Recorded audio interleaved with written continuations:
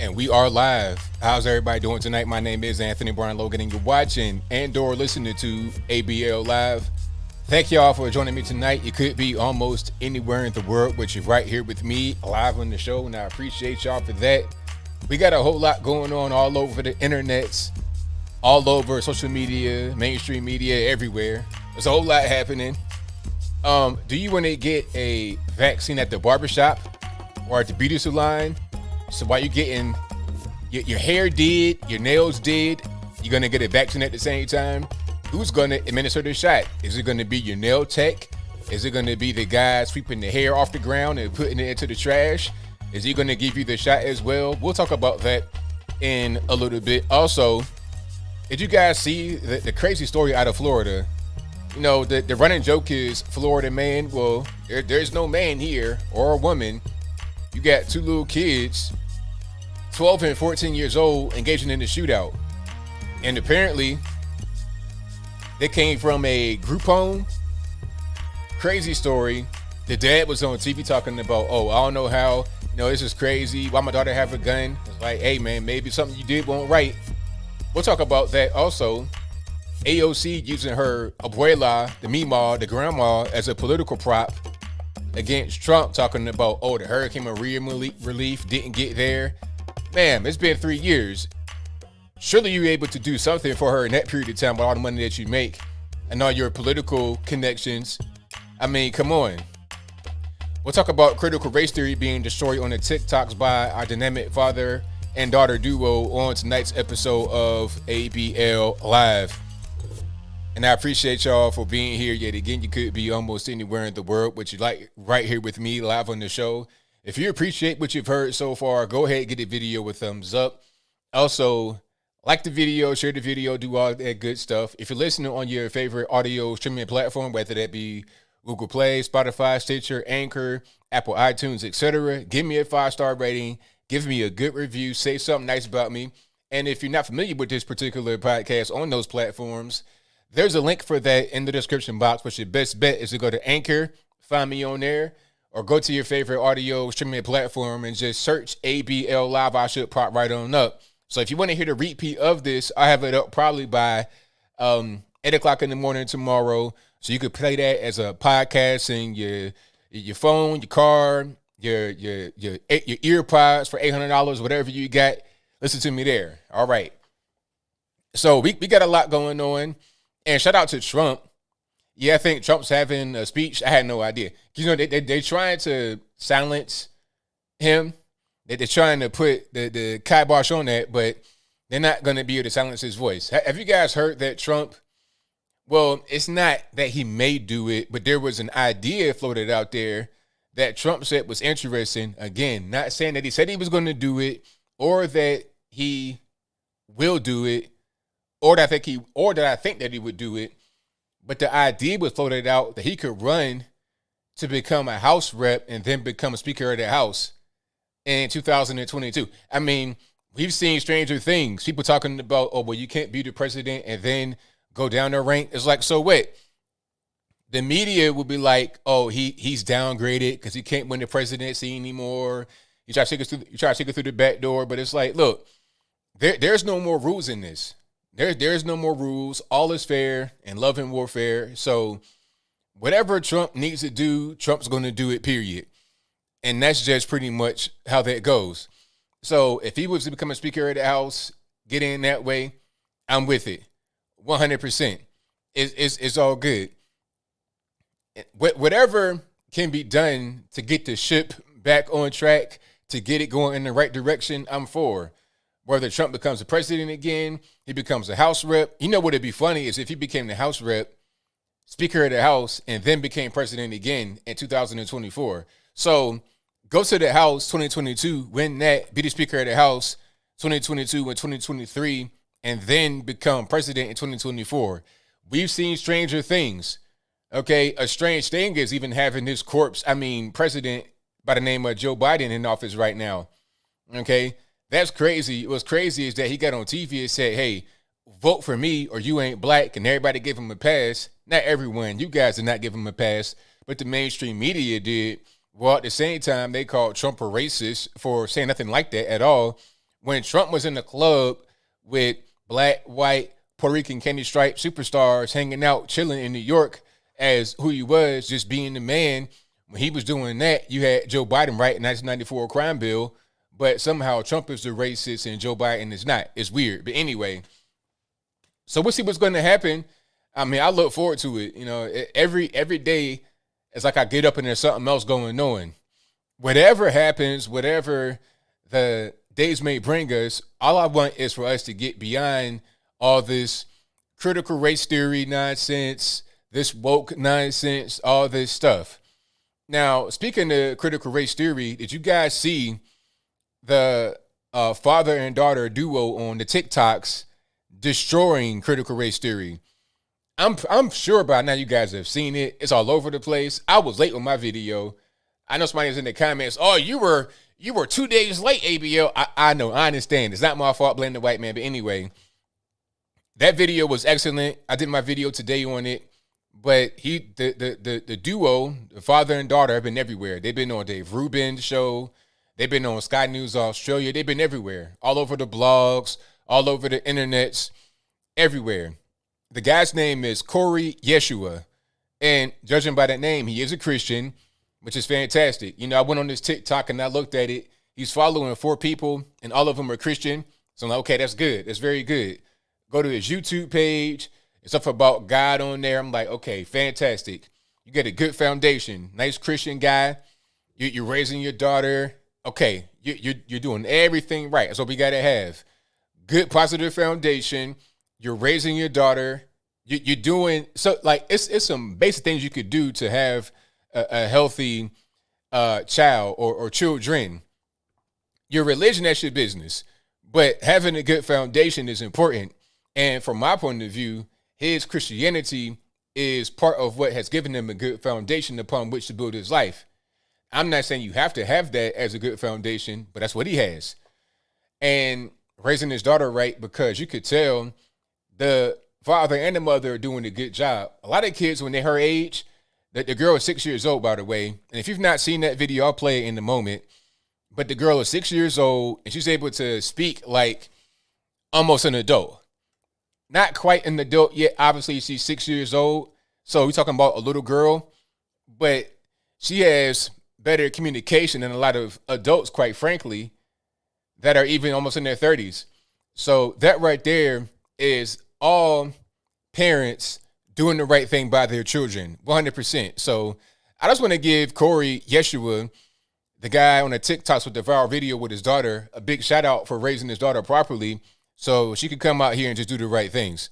All right. That's just what it is. All right.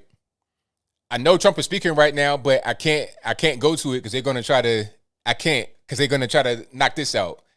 So, you know, I just can't do nothing about that. Because if I go over there and turn this on, they might try to clip this. So if I'm not on, then what's the purpose of me being live? You understand what I'm saying? So I can't do nothing about that. All right. So what else we got here? So let me go to the desktop right quick. And here we are. So here is, matter of fact, let me put it up on a proper screen. Okay, there we go. Better. And this is Corey Yeshua, spelled like you would think it is, Yeshua, and his daughter named Royalty, speaking about critical race theory, destroying critical race theory, in my humble opinion. This particular video from Robbie Starbuck, well, it came from Robbie Starbuck originally, has 2.3 million views on Twitter, and the video originated on TikTok, where it's very viral as well. Not really sure how many views it has on TikTok, but it's viral right there. Let's check it out. Let me get some sound right quick. All right. Daddy teaches you can be anything in this world that you want to be, right? Don't Daddy teach you that? Yeah, and it doesn't matter if you're black or white or any color. Doesn't matter if you're black, white, brown, yellow, right? Black. And how we treat people is based on who they are and not what color they are. And if they're nice and smart. See, this is how children think right here. Critical race theory wants to end that. Not with my children. It's not gonna happen. My baby's gonna know that no matter what she wants to be in life, all she has to do is work hard, and she can become that. Work hard Even though you don't know anyone, you can make friends. Yeah, you can make friends, no matter what color they are. So we need to stop CRT. Period. Point blank. Children do not see skin color, man. They love everybody. If they're good people, they love them. We pray for people that are hurt. That's perfect. Perfect. Like I say, girl right there, his daughter, 6 years old, and said it perfectly. A lot of adults could learn from her. A lot of adults, they want to just sit there screeching and hollering, acting the fool. She's able to be there and just give straight knowledge, straight facts. But like I say, it comes from having great parents that are going to point her in the right direction, teach her the proper things, teach her how to, socialize and communicate. Very important things to learn from your parents. So shout out to them for talking about critical race theory in a very, very pointed way. 100%. And if you guys are here for Trump, I cannot play Trump because YouTube is funny with Trump. What they're going to try to do is come over here and try to shut this down. I'm surprised that RSBN is up right now. The last time I did a Trump stream, they gave me a strike for it. So if I stream Trump and they give me another strike, or they strike it while I'm doing it, then I'm not even going to be here streaming at all. So think about how much sense that makes. You know what I'm saying? No disrespect. I'm just saying I can't do that. If you want to see Trump, I can't show it. That's all. That's all I'm trying to say. Because they're gonna give me a strike, and then I won't be able to make videos for I don't know how long. The strike I got, I still have a strike on my channel from the January 6th. Matter of fact, hold on. Let me go back and see where that strike. I still have a strike on my channel from the last time I had Trump on the show. And this is why you have platforms like Rumble and whatnot that are able to stream that without having to worry about strikes and stuff like that. But unfortunately, we got rules over here. Matter of fact, so yeah, okay, last time I streamed Trump was on March 3rd, and I still got a strike from that. I appealed it, and then they rejected it, and it's just still sitting right there in my thing. So if I get another strike, then I'm going to be suspended or whatever. They're going to try to kick me off. So that's all. Yeah, it sucks, but it is what it is. I need to get a Rumble account. I have a BitChute account, but I'm just not active on it. I need to find a way to just be active there, or probably on Rumbles. I think on Rumble, you're able to do live streams. So I'll probably do that in the future, but for right now, I can't do nothing about it. But that's the beauty of having alternatives, yes. Having Rumble, having BitChute, having other platforms you're able to put your stuff on, right? So you can speak out against things like critical race theory without having to be censored or anything like that. You're able to have Trump on the platform and not be censored or anything like that.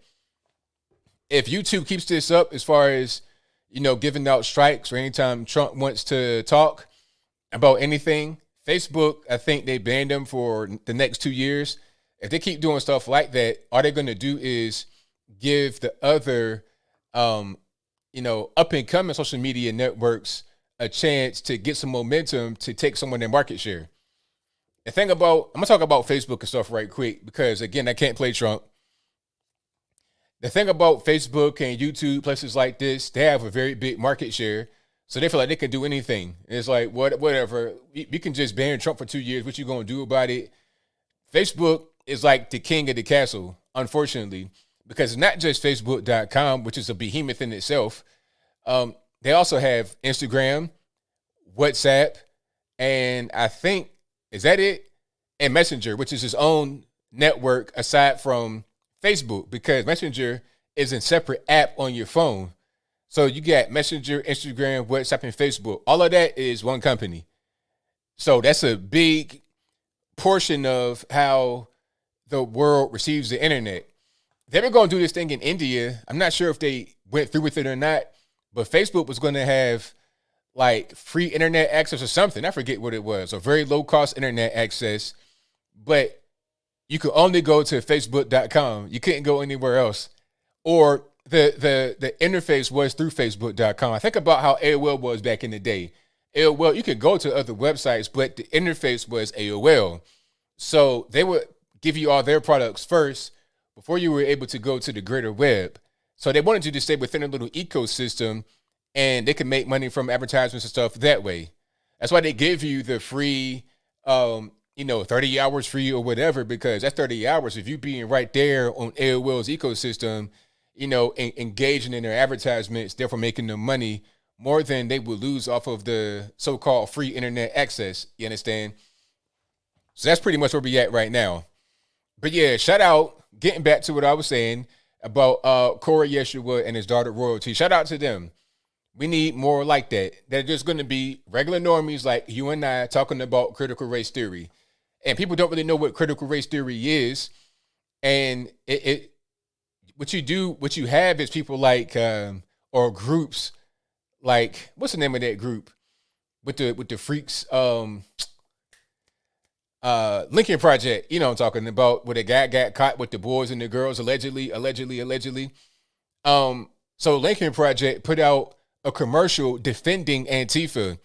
And I think, did it defend critical race theory? Probably so, but it definitely defended Antifa. You also have those that will defend critical race theory because they think, oh, it's about being anti-racist. You want to be an anti-racist, don't you? You don't want to be a racist, right? So you must believe in critical race theory. But what critical race theory does is tell people who are white, you're the problem, whether you know it or not. You have unconscious bias. That's part of critical race theory. And we need to deprogram you from your unconscious bias. And critical race theory, it's an ideology, it's a cult, and there's a lot of big money makers in critical race theory. Critical race theory, in my opinion, is akin to Scientology. If you're a Scientologist, no offense, I'm just saying it's just what it is. And there's a bunch of big money makers. Robin DiAngelo. And, the funniest part about CRT is that the biggest money makers are white people themselves. They say that white people are the devil, they're evil, they're white supremacists, and they're just bad from the birth. But the people that are saying this are white. They're the ones making the most money off of it, and they're the ones pushing the ideology. Robin DiAngelo, Tim Wise, old school CRT pusher, Nicole Hannah-Jones, who's biracial, half white. That's how it's a cottage industry. It's a booming industry. Big money. Like I said before, Black Lives Matter raised $10.6 billion in 6 months after George Floyd died. So, I mean, that's more than all the conservative groups combined all year. They made that in 6 months from one particular ideology, the BLM and the BLM affiliated groups. 10.6 billion would it be? So yeah, critical race theory is definitely an issue. Matter of fact, I'm going to find the Lincoln Project video of them defending Antifa. And this is the kind of propaganda that you're going to get when you're talking about CRT. Let me see if I can find it right quick. And thank y'all for being here yet again. I appreciate you guys. I know Trump is on, but I cannot, YouTube won't let me play Trump because they're going to give me a strike. That's why I need to really diversify my videos aside from Facebook, aside from Instagram, and aside from Twitter. I need to get more on BitChute and Rumble. Rumble for sure. Because Rumble, you're able to do live streams. You couldn't do live streaming before on Rumble. And also, I'm going to try to get on Twitch. But it's just a matter of, where can I spend my time that I don't have to be able to build other platforms up. That's all. But definitely, I think Rumble, as far as alternative media, and then Twitch as well. Although I think Twitch might kind of still be weird as far as not wanting to play Trump. I still have a strike on my channel from March 3rd when I played Trump at the, what was it, the RNC? One of these shows. What was that? It was it was CPAC, pardon me. So from CPAC, I got a strike for that because, and they said I violated the policy on spam, deceptive practices, and scams. Because I guess maybe he was talking about the election and how it didn't go right, all this and that and the third. So they were talking about, you can't say that no more.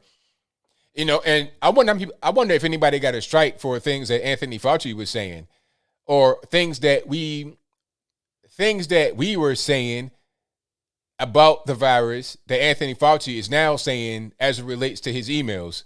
We're talking about the masks don't work. The mask you get at Target, the little cloth bandana, the do-rag, the bonnet, or whatever you putting that on your face is not going to work. Now, people were getting striked for that. They were being called a conspiracy theorist for that. Meanwhile, Anthony Fauci's email said the exact same thing that we said. At one point in time, Facebook would censor or reduce the reach of content that would say things like that from a regular normie. But now that the Fauci emails have come out, all of a sudden they allow that. Even though Fauci himself said it on television back in March of 2020. The emails that we're talking about, where Fauci said the masks don't work, were addressed February 2020. But he said the same thing a month later in March 2020. So when we reference that, somehow we're not giving proper context. We're not telling the full story. But then when emails come out that say the exact same thing, all of a sudden you got to take it back. How does it make any sense? But I digress. So I wonder if anybody's gotten a strike for that will have it reversed, or I'm not really sure, but we'll see. We will see. Oh, yeah, I got a strike. Yeah. They call it a warning, quote unquote. They call it a warning. That's all. But, you know, it's a strike. That's what it is. Community guideline strike. I used to get them a lot more back in the day, but I really don't get them too much now. But they really are afraid of Trump. So if Trump was to come back as a House rep or anything, it'd really be interesting to see how they respond to that.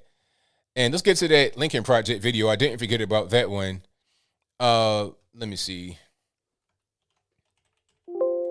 If I can find it, it might be gone now. They might have deleted it. They might have done the right thing and went ahead and deleted that one. Yeah, I think they did delete that.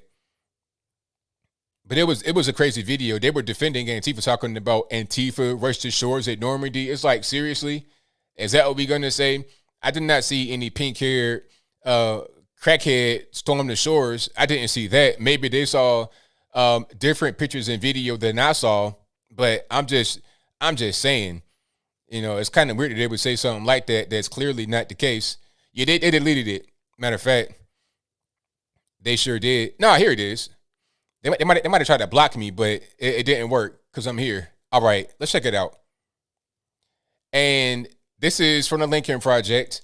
And if you don't know what the Lincoln Project are, they're the so-called conservatives, not conservatives, but they call themselves conservatives, like George Conway, Kellyanne Conway's quote-unquote husband.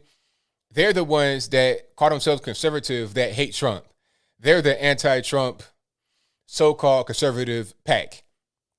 Scamming money, all kind of abuse allegations, underage texting, all kind of weird stuff going on. So it's no surprise that they would defend Antifa because they got a lot in common, if you get my drift. But let's go ahead and check it out right here. Who is Antifa? They stormed the beaches of Normandy. They stormed the beaches of Normandy. You heard that right. Let's back up and just go from the beginning so you don't miss anything. Who is Antifa? They stormed the beaches of Normandy, parachuted into the French countryside, and gave their lives to face down and fight back against fascism. They took down Nazi machine gun nests, tore apart the Third Reich's strongholds, liberated concentration camps. If you have any World War II veterans in your family, anybody that's living, how would you feel? Like, how would a World War II vet feel seeing something like this come across the TV screen? How would they feel when they see something or hear something like that? Liberated France, Italy, Belgium, Holland. Anywhere Antifa saw fascism, they fearlessly and relentlessly annihilated it. Fascism was defeated because of patriots like these.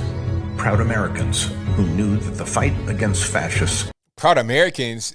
I mean, when you see an Antifa rally, riot, pardon me, over here in the States, the thing that they hate the most is America. They burn American flags. How are you going to be a proud American burning an American flag? You tell me about that.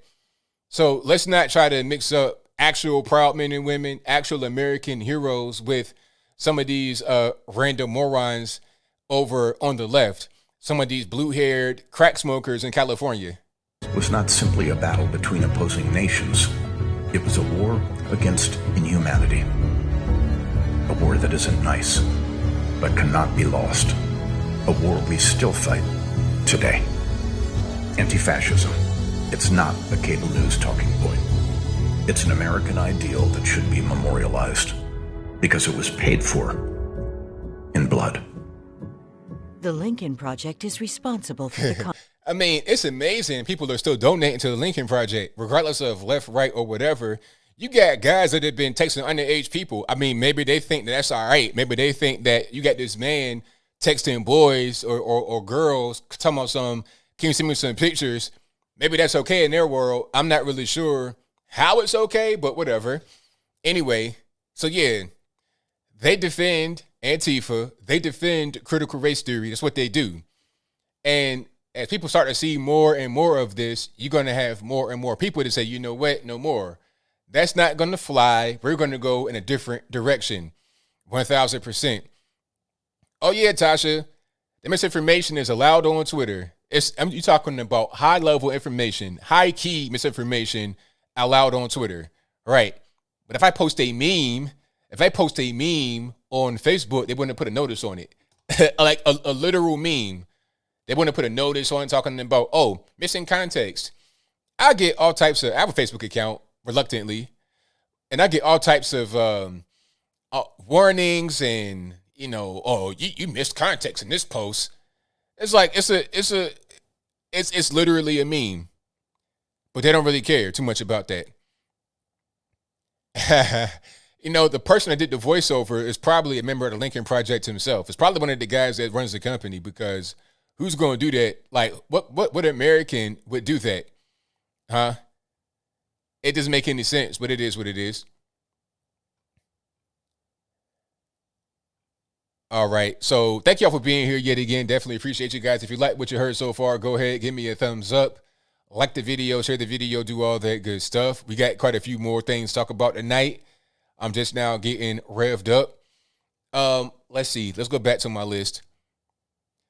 Yeah, Twitter, they hate misinformation except for when it benefits them, except for things when it's things that they like, or they put it right on the screen. But when they don't like it, then they want to get it out of the way immediately. You could put whatever you want to put on Twitter. You could put how to make bombs, any kind of X-rated. You could do whatever you want, but say something they don't like personally, then they want to try to ban you and stuff like that. All right. So, speaking about presidents, weird stuff, creeps, Joe Biden. Joe Biden has a new initiative called Shots at the Shop. I thought I was being pranked when I first heard about it. I'm like, what? I saw it on the Shade Room. The Shade Room is like this black blog on Instagram. And, you know, I'm over there because I like to see what's going on. I keep my ear to the, I'm everywhere. I'm in every race, racially ambiguous, non-racial. I'm everywhere to see what's going on. And I saw this float across my feed on the Instagram. So I'm like, wait a minute. Now I'll put it on the screen right here. It says hashtag TSR Health. That's the Shade Room Health. And you can look it up on Instagram for yourself. You can look it up on Google. Not Google, but whatever, however you want to find it, you can look it up. It says President Biden enlisting 1,000 black-owned beauty salons and barbershops. Funny how they did that, put beauty salons first. That was intentional because they want to empower black women. But anyway, beauty salons and barbershops to administer COVID-19 vaccine as part of his Shots at the Shop initiative. Shots at the Shop initiative. Okay, so is this kind of weird, or is it just normal to get a vaccine in the beauty salon? You getting your hair did, you taking that crusty bonnet off and getting some braids, a little wrap, a little, little cut, and you're going to get a vaccine at the same time? I've never seen that before. You know, back in the day, I did have hair. I was, trying to be like the other cool kids, getting my hair cut, the low cut Caesar with a little part when I was a little boy. Then I started to get the high top fade. Then I said, you know what? I'm going to go ahead and just, bald head. But anyway, when I saw this, I was like, nah, this ain't really real. But yes, it's 100% real. Shots at the shop. I think not. And, the funny part is that this is going to be a barbershop conversation in itself. The barbershop, you're able to get good conversations. LeBron James, so good at basketball, probably the best talent ever, the best physical raw talent ever. I'm not saying he's the best player ever, and I'll explain in a moment, and then I'm going to get back to the whole barbershop kerfuffle. LeBron James, the best talent you ever seen. I mean, 6'8", 6'9", huge, can shoot outside, inside, post game, defense, passing, high basketball IQ now. Just a freak of nature. You don't see guys like LeBron really ever. Basketball-wise, probably the best physical specimen, best talent ever. But the mentality, the mental up here is just soft. is super soft. That's why he does not have the Kobe Bryant, the Michael Jordan, the Tim Duncan even. Tim Duncan wasn't athletic. He wasn't fancy, but the fundamentals will tear you down. I mean, you could have a guy that does all kind of fancy tips and tricks and whatnot trying to build something, but Tim Duncan would come in there with just real basic tools and get it done faster. That's what Tim Duncan did. But anyway, I'm going down the rabbit hole of sports. My point is that LeBron James, one of the best basketball players ever, but the mentality would just bring him down way lower because a big part of the game is mental. When you can't stand the pressure, when you can't live up to the big moments, when you don't exhibit leadership qualities all the time, even when tough things happen, when you kind of wilt like a flower that's gotten no water, that's LeBron James. But anyway, LeBron has this show called The Shop. I think that's what it's called, The Shop. And they're having these conversations that's supposed to be organic, like a barbershop, but it comes off as very inorganic. It's not really real. It's kind of strange. You got women in there. Anybody knows that a barbershop with women in it, it's a whole different conversation. It changes the whole thing. So this particular thing, let me put it back on the screen. This little thing right here, shots at the shop, this would be a barbershop topic. They be talking about, man, I ain't getting no vaccine in this barbershop. I wish they would. You got all kind of hair floating around. You got people with ringworm. You got barbicide and barbasol flying around. And if you got a salon, that's a whole different vibe right there.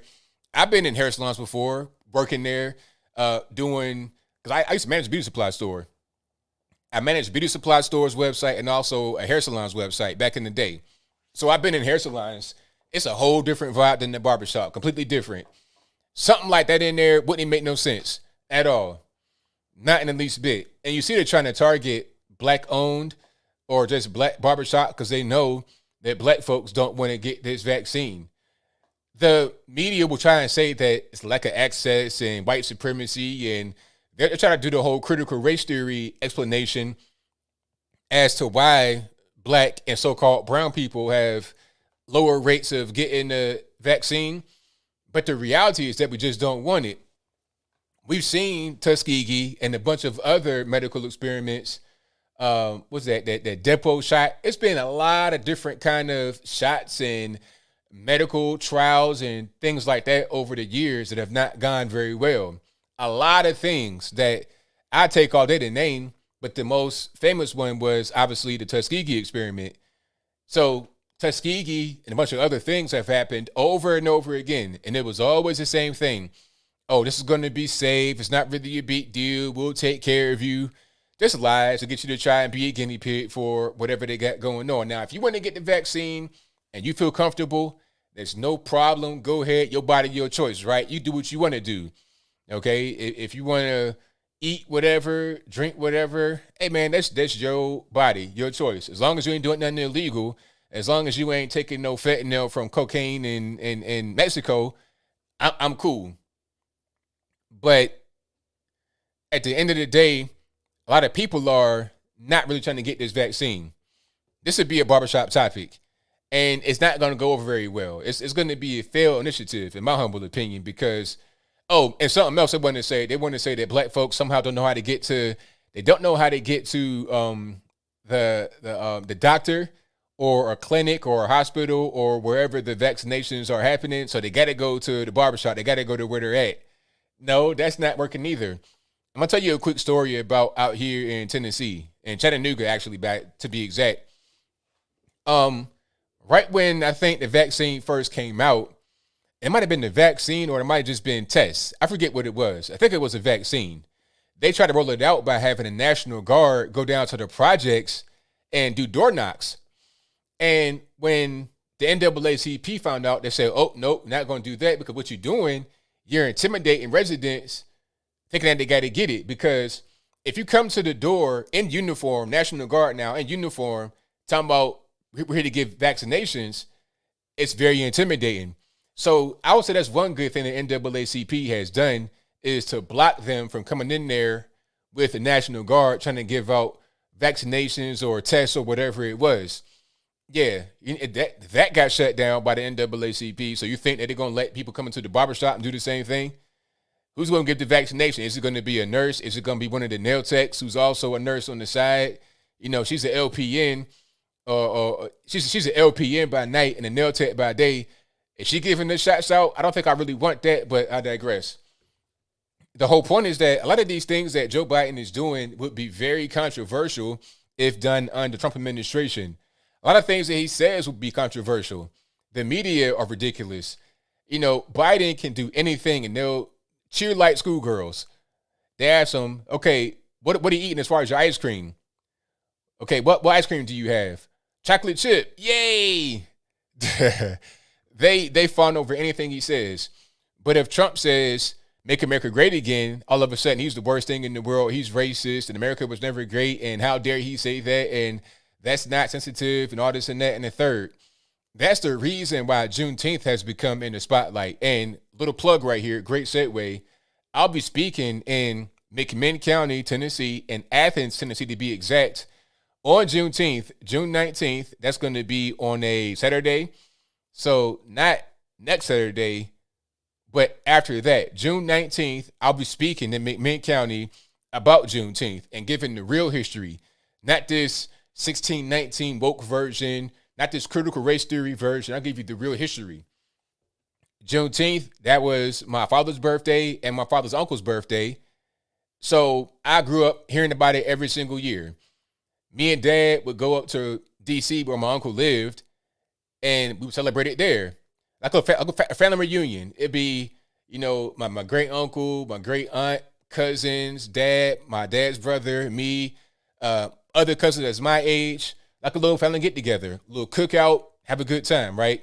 Celebrating Father's Day, birthday, the whole thing. So I heard the story every single year for my whole life, literally 35 years. I heard the story. So I was speaking about that on June 19th in Athens, Tennessee. That's McMinn County, right in between Chattanooga and Knoxville. And the link for that will be in the box. It's a Facebook link, but it's not my fault. Blame the white man for setting it up. But yeah, I'll be there.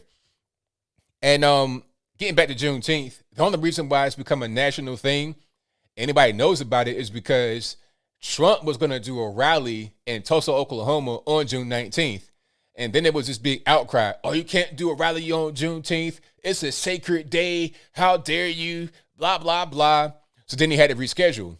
But before that, there was never a Juneteenth conversation. Now all of a sudden, I'm being hit with Juneteenth T-shirts and Juneteenth this and Juneteenth that. It's crazy. It's crazy kind of how that works. But like I said, anything Biden does, the media, they fall out, they fawn. It's like if you are a 12-year-old girl and you see NSYNC for the first time when they were hot. I'm talking about it's like 97, Britney Spears with the snake is all over the place. You got NSYNC, Backstreet Boys, all of that, and you 12 years old seeing NSYNC for the first time. Okay, if you have two pigtails in your hair and you see NSYNC for the first time when they were hot, that's how the media treat Joe Biden. But when the media see Trump do anything, it's like the devil then punch him in the face 35 times in a row. That's kind of what's going on.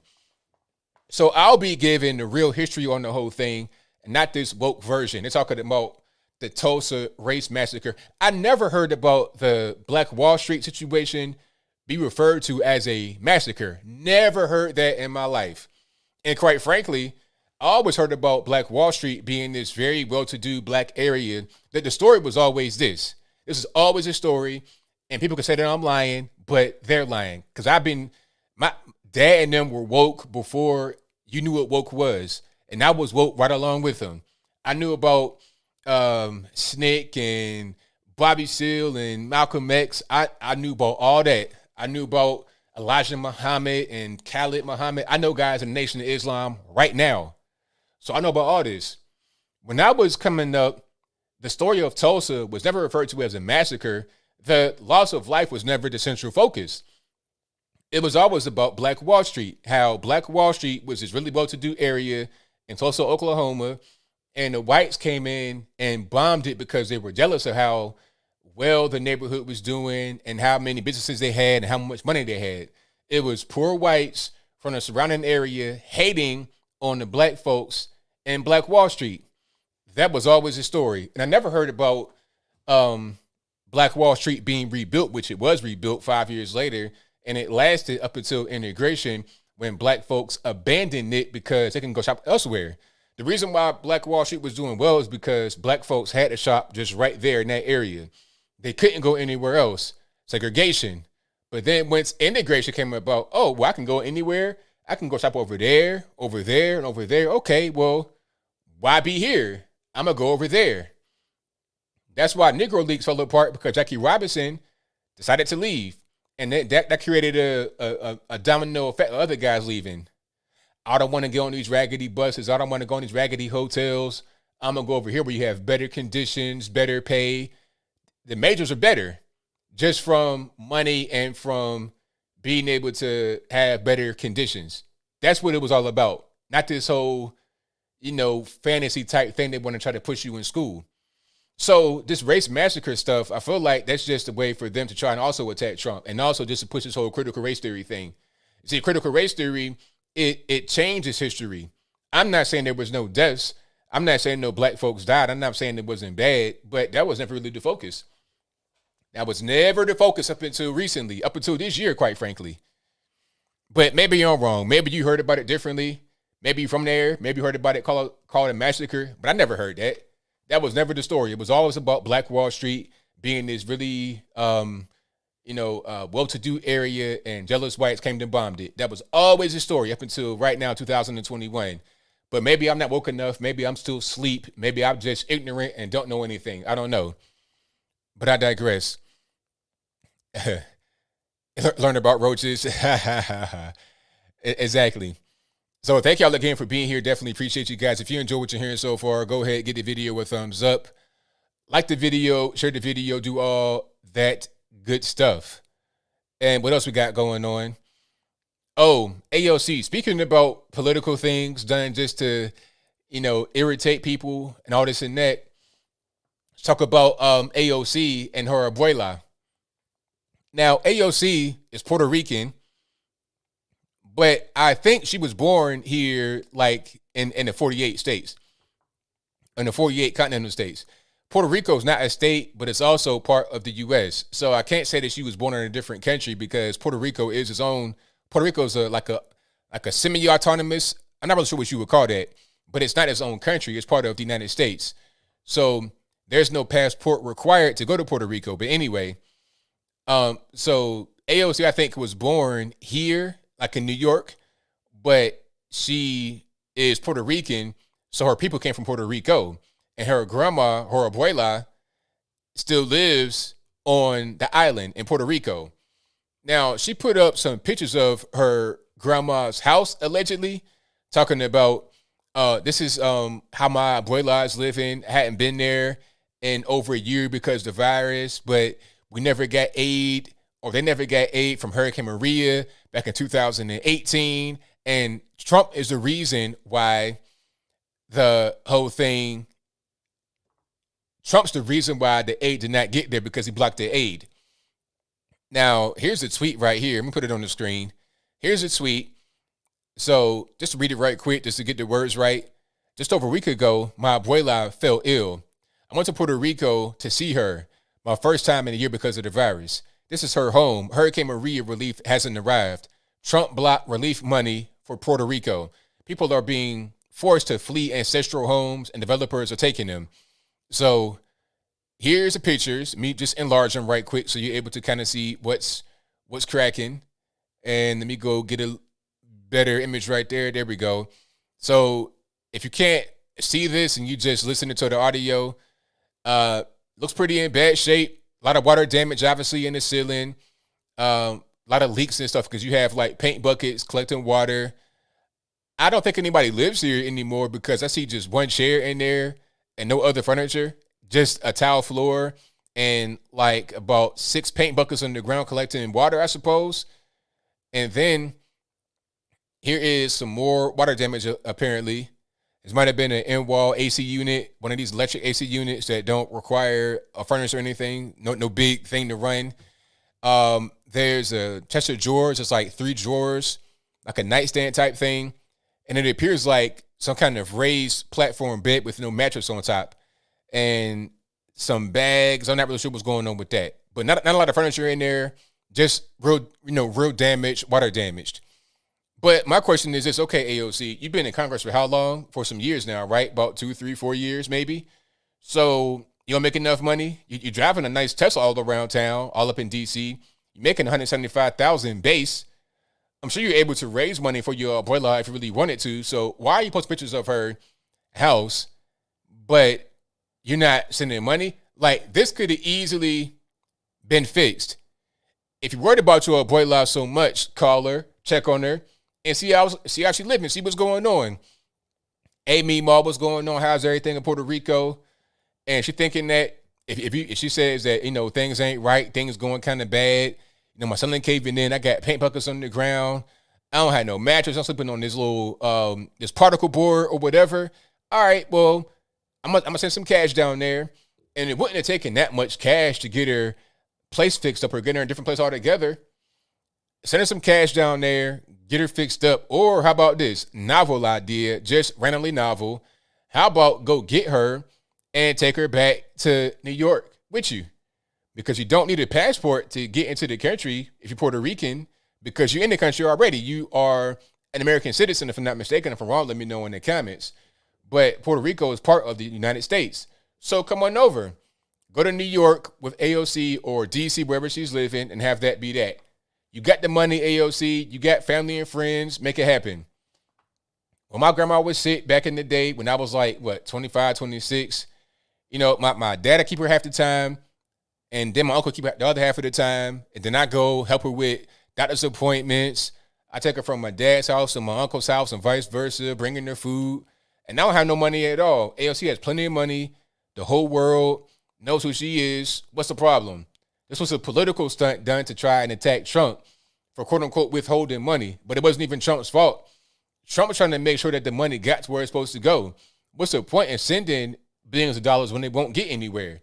When you sent money already to Puerto Rico, but it didn't get to the proper place. When you sent aid to Puerto Rico, but it sat just rotting right there where it was delivered. It wasn't distributed properly. There's all kind of corruption, all kind of nasty, ridiculous stuff going on, which is why there was a big protest against the then governor, Wanda Vasquez. People didn't like what she was doing because she was not, governing properly. A lot of corruption on the island. So don't blame Trump for this whole money situation. Blame Puerto Rico. Blame the governance, not the people, but the governance. That's what it's really about. It's just like China. I'm not saying I don't like Chinese people. Shout out to all the Chinese people. The people are great people. Not everyone. It's like not everybody in the world is great, but I know some Chinese guys and they're cool. But the government is a problem. That's the issue. Okay, Chairman Mao Zedong, Xi Jinping, that's the problem. And then their weird communist rule, weird practices. Now they got a new thing. They got a 3-child policy. So rather than having the 1-child policy or the 2-child, they got a 3-child policy because they put in the 1-child policy when they had a big baby, like they encouraged a baby boom.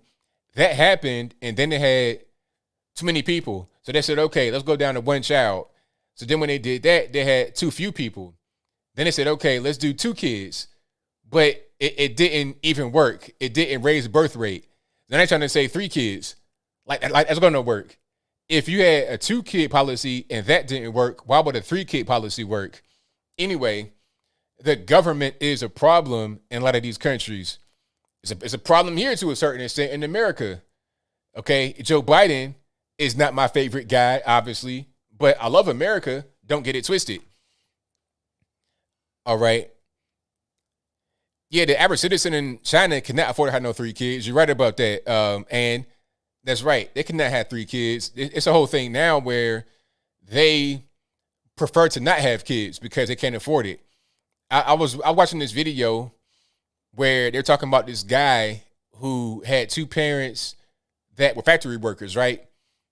And they never got to know him as a child because they were always away at work. So he was like, you know what? I'm not trying to do what they did. I don't want to have kids. I don't want to have kids that I give birth to that I can't actually raise or be around or get to know because I'm always at work.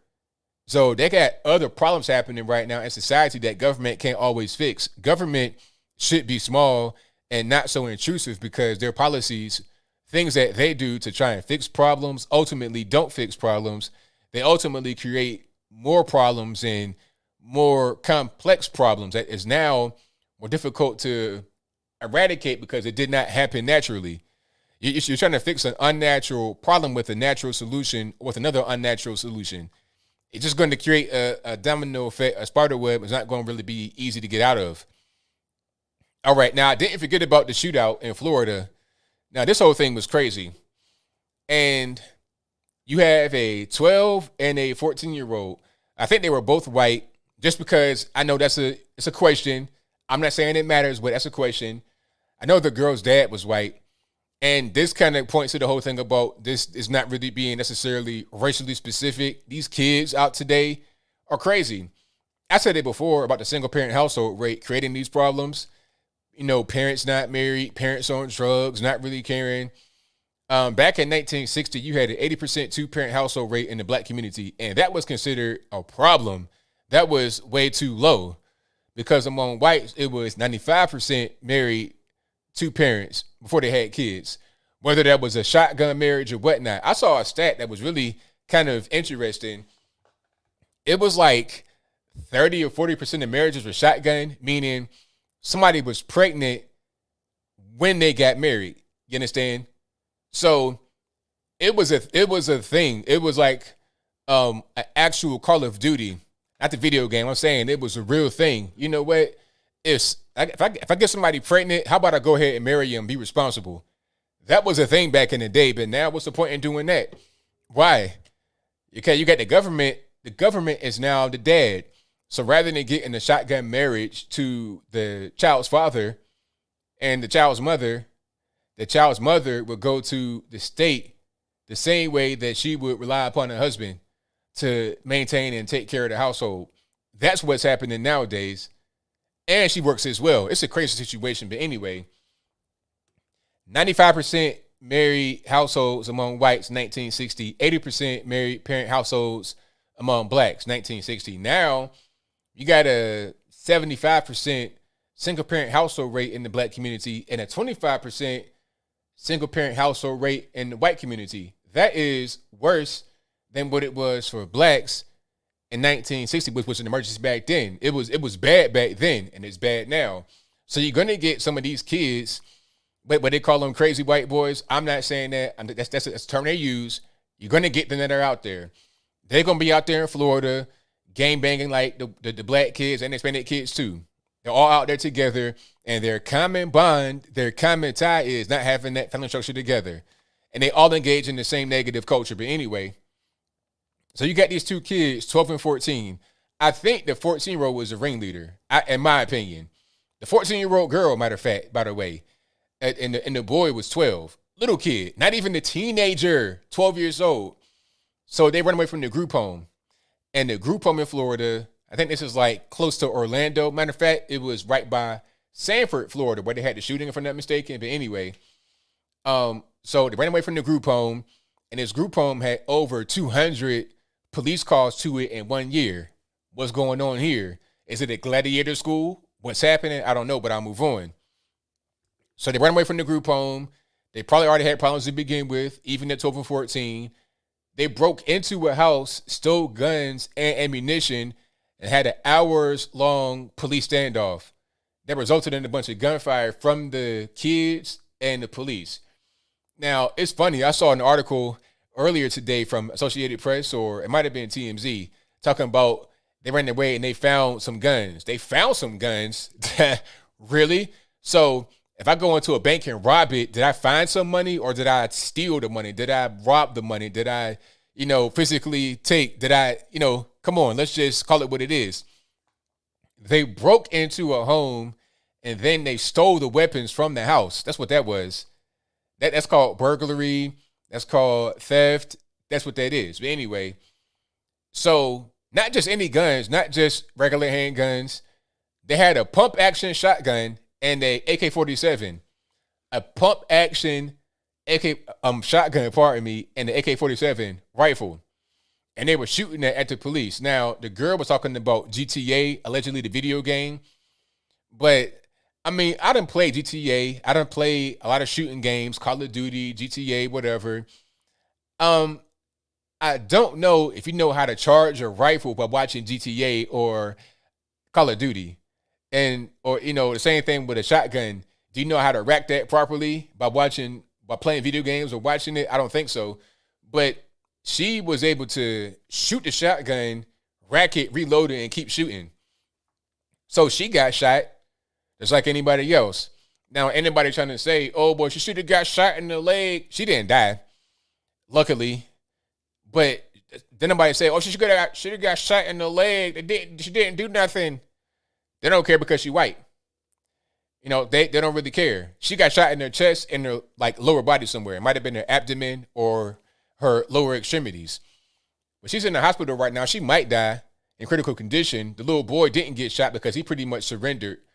Once he came out of the house, he had his hands up. He wasn't trying to, he's 12 years old. He's probably following behind her, doing whatever she's, telling him to do. It's a 12-year-old little boy. But anyway, that whole story was crazy. The dad of the girl got on TV talking about, oh, I don't know how this happened. It's like, sir, you don't have custody. And where's the mom at? She don't have custody probably. They're already in the group home. There was already some issues here. You already had some problems with the kids. So it shouldn't be a surprise that the girl went out and did this. I don't think the boy was his child. I think the boy might have just been a friend or it might have been the half-brother or something like that. You know how that goes. But yeah, that story was crazy. It was totally crazy. So, yeah, anybody trying to say she should have got shot in the leg like the boy, what's his name, Andrew Brown in North Carolina. This man was getting arrested. It's like, okay, look, check it out. If you are a dope boy, you selling not just weed. People want to say, oh, he was selling plants. It's a harmless plant. No. Andrew Brown, North Carolina, he was selling crack, heroin, meth, fentanyl, all of that. Everything. He had all of that. If you're a dope boy, you know you a dope boy. You know you hot. You hot as the sun. You know what's going on. It's a small town. You know you hot. You about to get locked up. So when the police come, why are you trying to escape? If they got the guns on you, they got you cornered right by your house, surrender. How you going to try to escape? They got the guns drawn. Freeze got the car. You got 6 guys with their guns drawn. Got the car, freeze. You going to gun the gas and try to run them over? And the funniest thing is, oh, he shouldn't have got shot. He didn't want to hit him. Sir, the gun is out. Freeze, get out. Freeze, get out. Nah, I don't want to do that. I'm going to go ahead and just go to I'm gonna go to maybe my girl crib, hang out right there. I'm not going to jail right now. I'm going to go over here. It's like, I'm not giving you that option right now, sir. It's time to go to jail. So, of course he got shot. What's going to be the alternative? If you didn't try to resist and try to flee, you wouldn't have got shot. You know you a dope boy. You know what you're doing is wrong. Go ahead, get locked up. You trying to evade the situation, making it worse. How can the situation end? If you do escape, you're not going very far. All right? You're in a small town. You're trying to get on Route 17 to go north. They're going to put a block right there. I mean, where are you even going? It's crazy, but it is what it is. Yeah, it's like, you're going to take off? Why would you take off with the guns on you? It's like, oh, no, I'm going to just go ahead and leave. It's like, no, sir, come on. Just stop playing games. Where did they find the guns at? Where did they find them? They stole the guns from the house. You had a legal gun owner. And the funniest part was that they said the guns should have been locked up. The house was locked up. Why must my guns be locked up if my house is locked up? How that make sense? So if somebody breaks in my house and steals my car, you're going to say, oh, your keys should have been locked up. My house was locked up.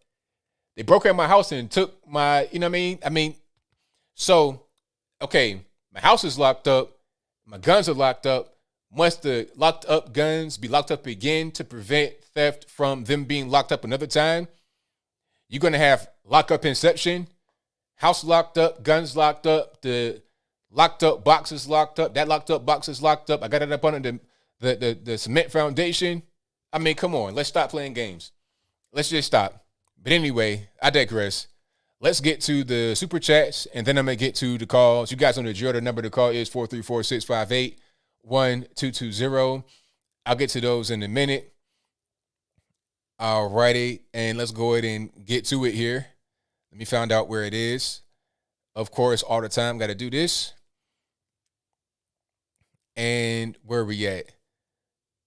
June 5th. Shout out to Deprived Dolphin who says, hey, ABL, been watching you for years. Love your means of reporting. It definitely gives a lot of people a stronger lens on the world. Thank you for that. I appreciate you.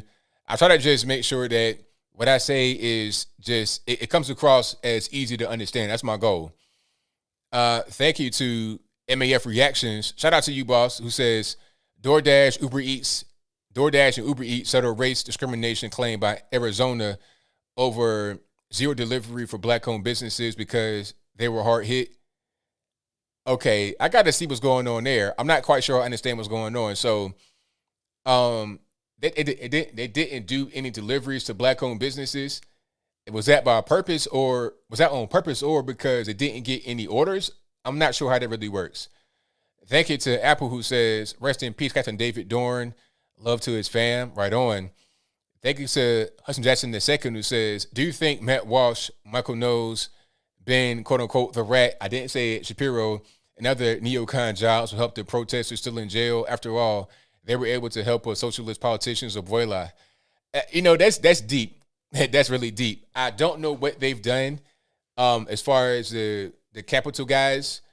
So they should, if they haven't. That whole thing with AOC was a fail. They thought that they had that it was in their mind. It made sense, right? Because AOC did it. AOC went out there to Texas with other politicians that are not from Texas to help Texans after the whole ice storm kerfuffle. Remember all the pipes broke and all of that? And it was all kind of glowing articles. AOC did what Ted Cruz wouldn't do when he went to Cancun. She helped Texans. That was the whole thing. So maybe Matt Walsh was thinking, hey, if we raise money for AOC's grandma, then they're going to say that we did what she didn't do, but it didn't even work like that. They refused the money, first of all. They refused the money, and you got people that are on the right that are saying that was dumb. And if you guys don't know, to break it down, just so I'm not confusing, AOC, the whole thing with her grandma, bad conditions or whatever. So Matt Walsh from the Daily Wire, conservative guy, conservative blog, he said, you know what? We're going to raise money on GoFundMe for AOC's grandma. And it raised like $100,000. It raised like $100,000. And they were going to give it to AOC's grandma. And I guess the whole thing was going to be a message like, hey, we did what you couldn't do. You got your grandma living in squalor. Well, we're here on the right to help your grandma out. But it didn't go through because they rejected the money. AOC's family didn't want the money. And then, like I said, it looked kind of bad on them because a lot of guys on the right were like, what are you doing? That's kind of dumb. So that was kind of a fail, although they probably had a good thought in their mind. It just did not go over very well. Shout out to Apple who says, Hank says, heck of a job, Democrats. Y'all brought back the 1918 pandemic, 1929 depression, the 1968 race riots, and the 1973 gas lines. Right on point. Right on point. Also, LaRue Bratcher, a 34-year-old black Army vet from Oklahoma, was charged with first-degree murder because he shot and killed a white man allegedly trying to break into his medical marijuana business. Pray for him. Wow. I got to see what's going on with that to get all the details. Thank you to Doug, who says, I'm watching ABL. I'll be watching Trump replay. Thank you for that. I appreciate you, boss. My favorite cereal as a kid, I did not eat cereal as a kid, really, because I can't drink milk. So if it was any kind of cereal I would eat, just anything sugary. I didn't really care too much. Thank you to Apple, who says FBI solved the Epstein case yet? Nope. How about the pipeline hack? Nope. Jason says, please report CNN and NBC for spam and misleading. Hey, I should, right?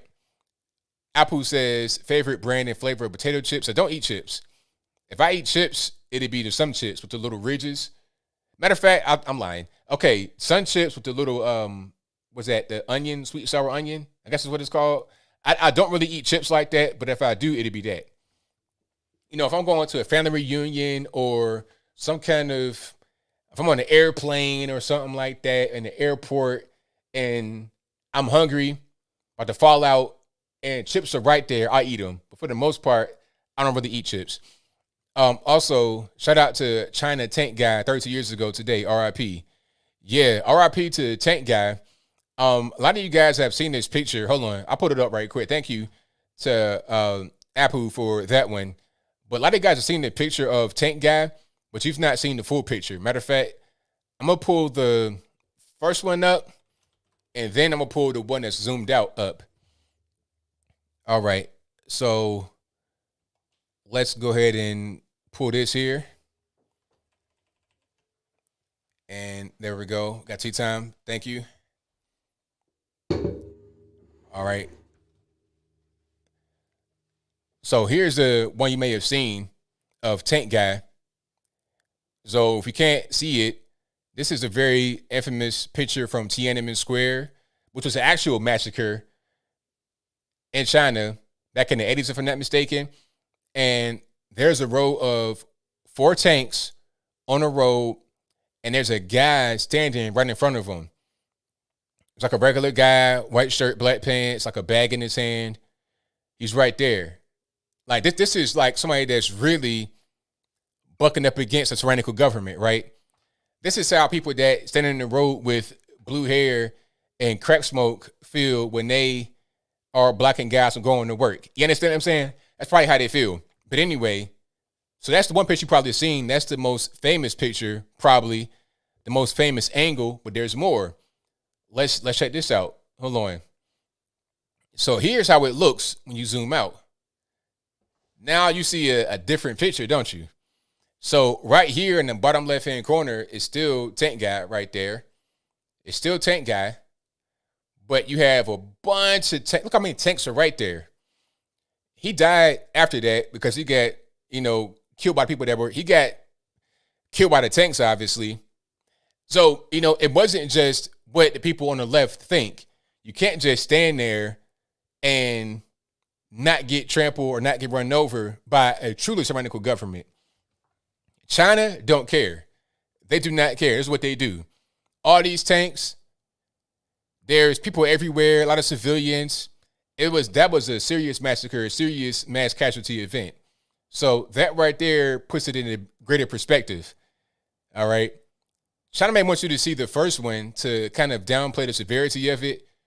You see the tank guy right there in the bottom left, and all these tanks, all these people as well. It was really, really serious. But they want to downplay it and say it didn't really happen. They want to downplay it.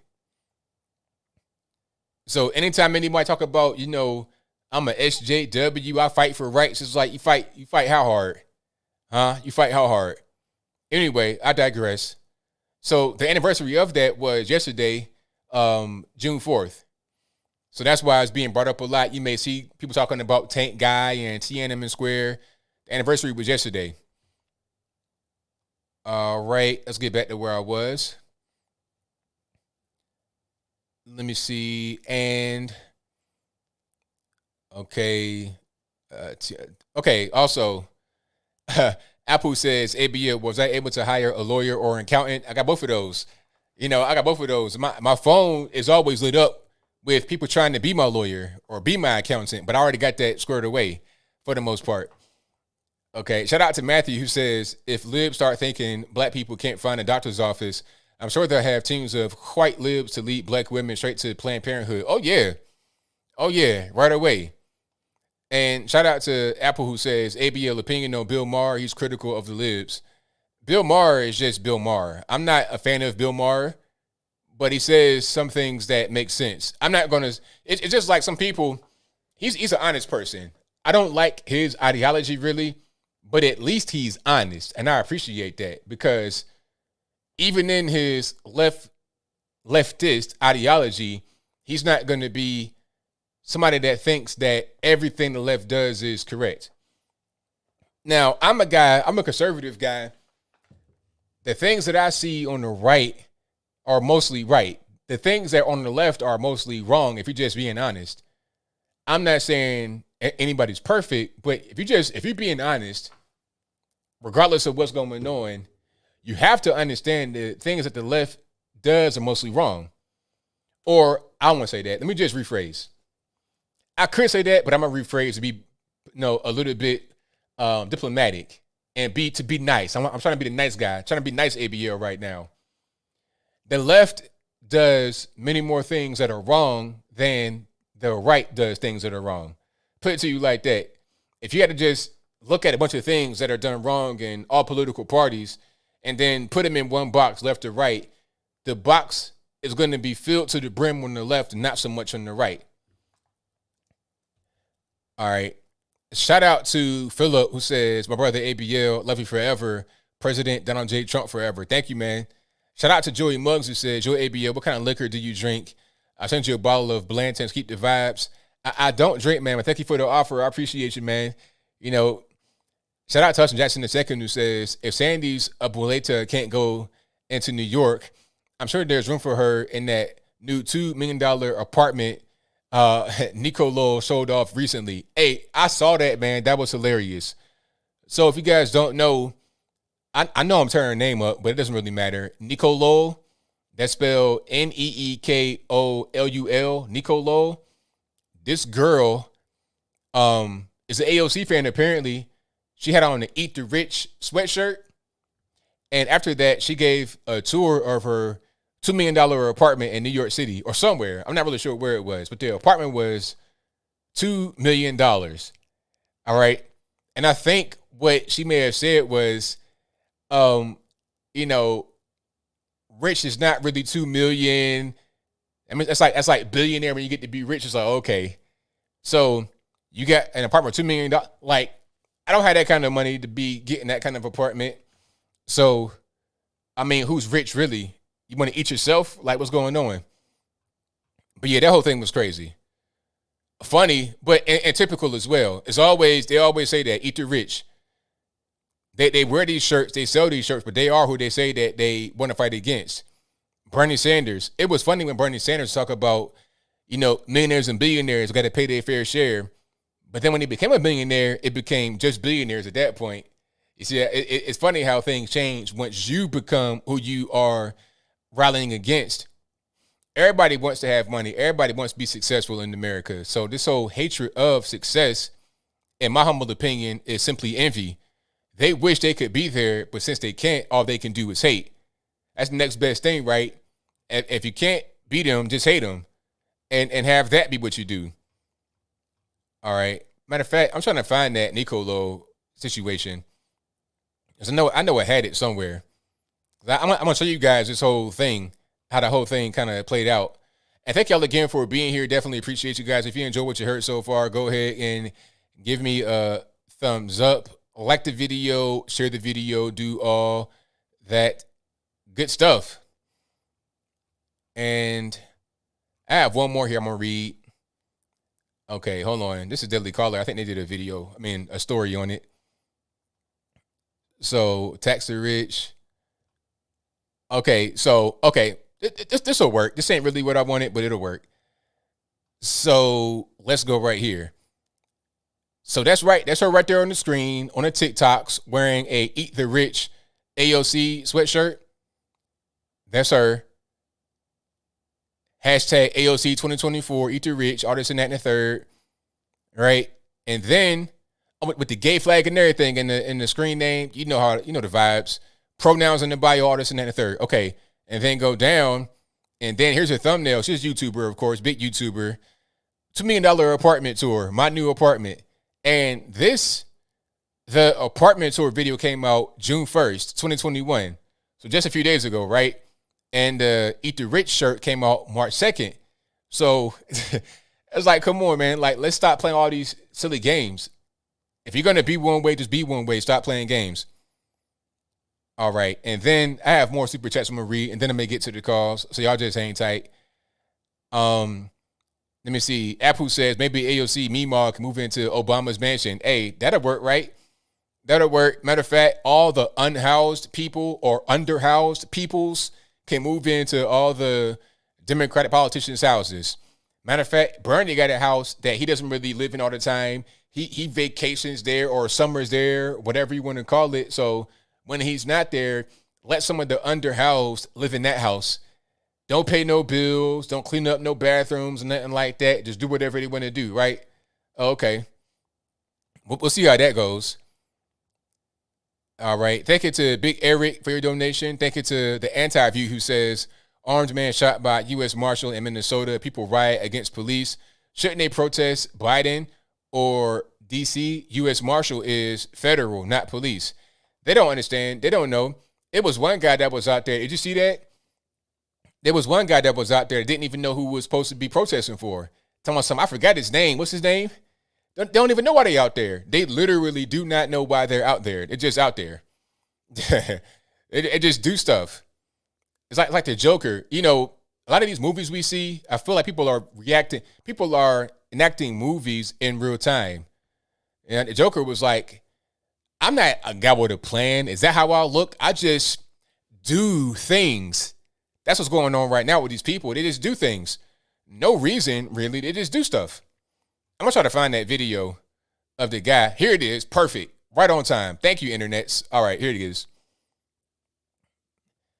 So the caption says, moments ago, I'm not going to lie, I forgot his name. Protester in Minneapolis. Hashtag forgot his name. Face palm emoji and sweat face smile emoji. Let's check it out. Like, fuck all that shit. Stay here. Show, like... Hey, sorry for the cussing. It's not my fault, blaming the white man. Bro, we're holding space, obviously, for... I'm not going to lie, I forgot his name, but, like... Winston Smith. Obviously, for... I'm not going to lie, I forgot his name, but, like... Winston Smith. Winston Smith, thank you. Can I record you? Go ahead, do your thing. You can hold this. All right, so we here, you know, showing solidarity for Winston Smith, and I didn't even know about it. Like, I don't think any like fucking media knows about this shit either. So you don't even know his name. It's like you just out there just because. I mean, you just do things, right? This right here. This is the Joker, not the psychopathic Joker in the other movie, but the one before that. And the Heath Ledger Joker, not the you know, the kind of like, I don't want to go down that road. Anyway, the other Joker, put it to you like that. All right, we got more on deck. Matter of fact, it's time for the calls, if I'm not mistaken. The number to call is 434-658-1220. And thank you to Ann for becoming a member of the channel. I appreciate you for that one. I really, really do. Why they're still looting? Because they can. Why not? I mean, they out there, they rioting, ain't no police. So what's the point? If you have a business in Minnesota, in that particular area, why? Why? You know you're going to get looted. You know you're going to get ransacked. You won't get help from the police.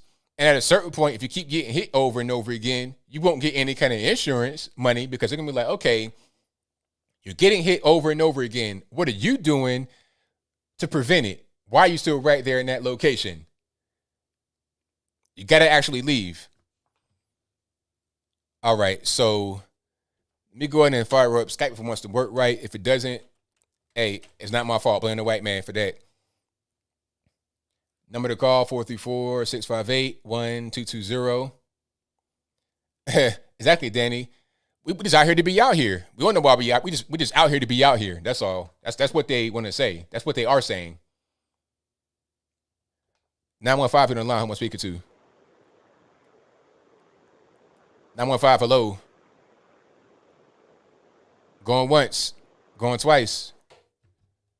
All right, 915, I don't know what happened. You know, get the mama phone tighten up a little bit because minutes on the phone, and let's make it happen. All right, let me get my sound right. Matter of fact, while I'm trying to get people to call in. And perfect, there we go. Get to some more. All right, Matt, what's happening? Matt, can you hear me? ABL, what's up? Ain't too much, man. What's going on? Is it working? Hold on. Can you hear me? All right, my fault. You can hear me now? Yeah, almost. Okay, we should be straight now. Hey, you got it working. That's awesome. All right. Hey, you've been following the audits? I know everyone asks you every show pretty much. Nah, because I want to wait till the end. Once we get to some kind of conclusion, then we can figure out what's going on. But until then, I mean, I'm just not really, you know. Yeah, yeah, I wouldn't be so disinterested. So the Pennsylvania had sent a delegation out there. Georgia sent a delegation out there. The Georgia ballots were subpoenaed, so they're doing a forensic audit. The I don't think anybody would go and check it out unless there were some results there, unless there was some uh, some fire to justify the smoke, because you're going to look pretty stupid if you do this audit in Arizona and it doesn't actually there's no fruit of that tree. So they've been pretty measured on quantifying their statements and everything like that. And it does look like Arizona is going to flip to Trump. And if a second state flips to Trump, then we've got basically a constitutional crisis where Trump would basically get reinaugurated. Well, I mean, I say let's wait till it happens. Like if that happens, then let's get it. But until then, I'm not really interested. Like I said, once we get to the end, then I'm interested. Then I'm like, okay, let's go ahead and go. So if that happens, we got an issue. We got a serious problem on our hands, and I'm looking forward to dealing with the problem if we have it. Yeah, with all the titillation and everything that's been going on with all the other BS, like this whole inauguration or the audit thing should be the biggest news there is. I think it just seems like it's I don't know. So this month is when the elections are going to come out, supposedly. So when the results of the Arizona audit are going to come out, I'd say just hang on to your hat, man. Definitely, I'm ready for it. Yeah, chew on it. Be good, man. Take it easy. All right, now take care. All right, shouts Matt for the call. Most certainly appreciate him. Number to call, 434-658-1220. There's also an email for Skype in the description box below. At me right there. You can be right there in the bottom left-hand corner of the screen, talking about whatever's on your mind, politically related, no weird stuff. Forward on you're online on speaker to. 410, hello. 410, hello. All right, so that wasn't my fault that time. See, the first caller, my stuff was wrong. I had the wrong audio connected because I did TV yesterday and I didn't change my audio. But now it's not my fault. So get some Obama phone minutes and tighten up. All right, let's go to the next one. 214, you're online. How am I speaking to? Yo, what's up, ABL? This is Josh out in Northwest Arkansas. All righty, what's going on? Not too much. Actually, I just want to call, following up on that call that just happened. I think it's tough to be laser focused on the audits. I think we're going to see a lot come out of the audits, but there's so many. It's almost like a dangling carrot. There's been so many dangling carrots since the election. At this point, it's kind of hard to just keep chasing them. You kind of gotta. I agree with how you're viewing it. You kind of just got to live your life and focus on what's in front of you.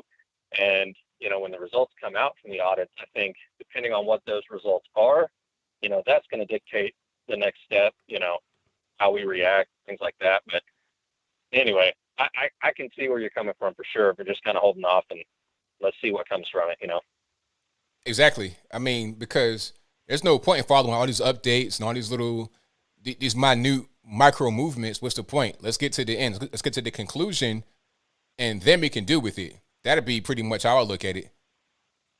Yeah, I agree. Though I do think it's going to be pretty interesting. I wouldn't, or there's smoke, there's fire. So we'll see how it goes, man. But anyway, just wanted to call and say hey. Thank you for the call, man. Appreciate you. All right, see ya. Yeah, that's pretty much where I'm at. Let's focus on the conclusion. That's all. I'm not saying I'm not interested in the conclusion. I definitely am. But let's get to it. 970, you're on the line. Who am I speaking to? You are speaking to Patriot Jones. How you doing today? I'm doing pretty well. About yourself? Pretty good, man. I'm happy to actually get on the show for a long time. Found you through the Tatum Report. Shout out to Brandon Tatum. But quickly, let me turn this down. It's Call of Duty. Black man here. And I just want to say this, and I know a good deal of us understand this, hopefully, but I truly believe that it's a little bit more than just race baiting, race pimping, the coming out of the virus, the coming out of all the racial things. I think there's a small group, and call me conspiracy theorist, but I believe there's a small group of people that work within the government and other governments that know the only way to destroy America is not militarily, it's not financially, because when our economy is rolling, it's unstoppable. The only way to destroy us is to play the great game, which is the game that England played when they wanted to take over countries. You turn the tribes on the tribes. You turn the tribes, once they're against each other, on the peacekeepers, would be back then or whatever, soldiers and knights. And then you turn all those people against the government. Once you have total anarchy, you then, as the outside force provocateur, can move in and basically say, well, you guys can't get along, you can't get along with them, and the peacekeepers don't want to keep peace because there's no faith in them also, the government does not support them. So we, i.e. possibly the UN, other types of organizations, say, America can't keep itself together, you guys are too powerful with your weapons, we're going to have to come in and kind of play big brother, so to speak, or kind of, what's the word I'm looking for, be a mediator. And when in reality, it's pretty much the opening and destruction of America, the North American Union coming in, so to speak. Have you ever heard of that thought process, or what do you think about it? I've heard things like that before, yes. I mean, yes. It kind of, I can kind of see where they're coming from for sure. Yeah. And I really think that, because here's the thing, each one of these politicians, the race pimps, as I call them, your Jesse Jacksons, your Al Sharptons, and then pick a person, Democratic Party, they, that the average impoverished person is going to believe the people who are willing to give them things for free. They know that. They understand it. They understand the way the mind works. Okay. And then they also know that you have people who are not racist folks that will become tribalistic based upon their race attack, and then being told over and over and over again that they are racist. And it's something in me that, I speak to white men every day. I'm a black business owner, and I work a full-time job. And I speak to white men every day, and they always ask me, and I don't get offended, but they ask me, Patriot, how that for a black man in the entire county, you own business and it's within your job, but as white men have stopped you. And I told them, because I don't believe racism truly exists like that. I believe racism is nothing but a word that was created like the word conspiracy theory. We all know the word conspiracy theorists came about during the Kennedy assassination when they needed a word or a term to discredit folks like climate deniers, et cetera. And I believe hatred and love. You either hate or love something. And the people who go around spouting hatred or spouting racist this, racist that, those are actually hate spreaders. And that's what we have, a culture of hate in our country. Our country used to be of love. We were that shining beacon on the hill. And now we've become a country of hatred. And that's the root of a lot of things. But I truly believe that they're trying to bring the country down. And I believe Biden, along with a lot of folks in the Democratic Party, have already sold out to China. They have interest in China. They have interest in Russia. That's why Joe Biden let the Russians and the Chinese get their infrastructure off the ground. That's why he killed our pipelines and rushed to go ahead for theirs. This is a sellout. This is the continued selling out of America. This is why Donald Trump was approached to run for president. He was approached by CIA agents, ex-generals. He was approached back in the 90s or early 2000s, if I'm not correct, to run for president. And they told him specifically, We need someone who can get in there, who's not a politician, who's not establishment, but has the know-it-all, the brains, and the moral turpitude, and the actual will to go to war. And at one time, Donald Trump wasn't ready for it. But when he saw what was actually going on, he chose. And they knew they could not beat Donald Trump without destroying the economy. How do you destroy the economy? Shut it down. How do you shut it down without looking like things are crazy? I think is a worldwide placebo, because we know the flu is a lot worse. Sorry, I'm like talking off and on, talking for 1,000 years, but that's just how my mind works. We've been given the world placebo. Okay. Breaking up real bad right now. But flu symptoms. If you have rhinovirus, it's put down as COVID. So people go, well, the flu numbers are down because we wear a mask. No, it's because it's been passed around that you're not going to diagnose the flu any longer. You're going to diagnose everything as a flu symptom as COVID. It doesn't. It's off. It's all COVID. Sorry. So what say you in your word? What say you? Well, it's a lot there. So I mean, it was like a specific question. Yeah, just in general, when it gets back to, again, because as I said, they could not take Trump down in an election. We know that. And they knew eventually the steel that they put on was going to come out. So they were playing like 5D chess. What do you think? Do you have any thoughts on that, as far as, do you believe that there's actually a possibility that this is a takeover of America? It's not about rebuilding a country for God's glory. Or I seriously think that these people are put there to run us smack into the ground. What do you think about that? Well, I think a lot of it is that they want to try to shape the country in their vision. And in order to do that, they got to tear down what exists. They want to destroy it and try to rebuild it. A lot of them, they want to be communists and try to get that going. Just like the Great Leap Forward with Mao Zedong. Killed a lot of people, but they think that it's going to be worth it because of what comes out on the other end. But they're sadly mistaken, and our goal is to try to prevent them from doing what they want to do before it gets too late, man. But thank you for your call. I got a lot more on the line. I definitely appreciate you, man. Understood. I appreciate you for taking the call. Thank you. All right, shout out to the caller. Yeah, man, we gotta just stop the madness, stop the bleeding. We can't just let them do whatever they want to do. And the whole thing about Mao, I saw this clip of Patrice Cullors back in the day talking about how proud she was that a writing of her was compared to Mao Zedong's, was that the Red Book? She was beaming ear to ear. That's what they want to do, but we have to stop them from doing so.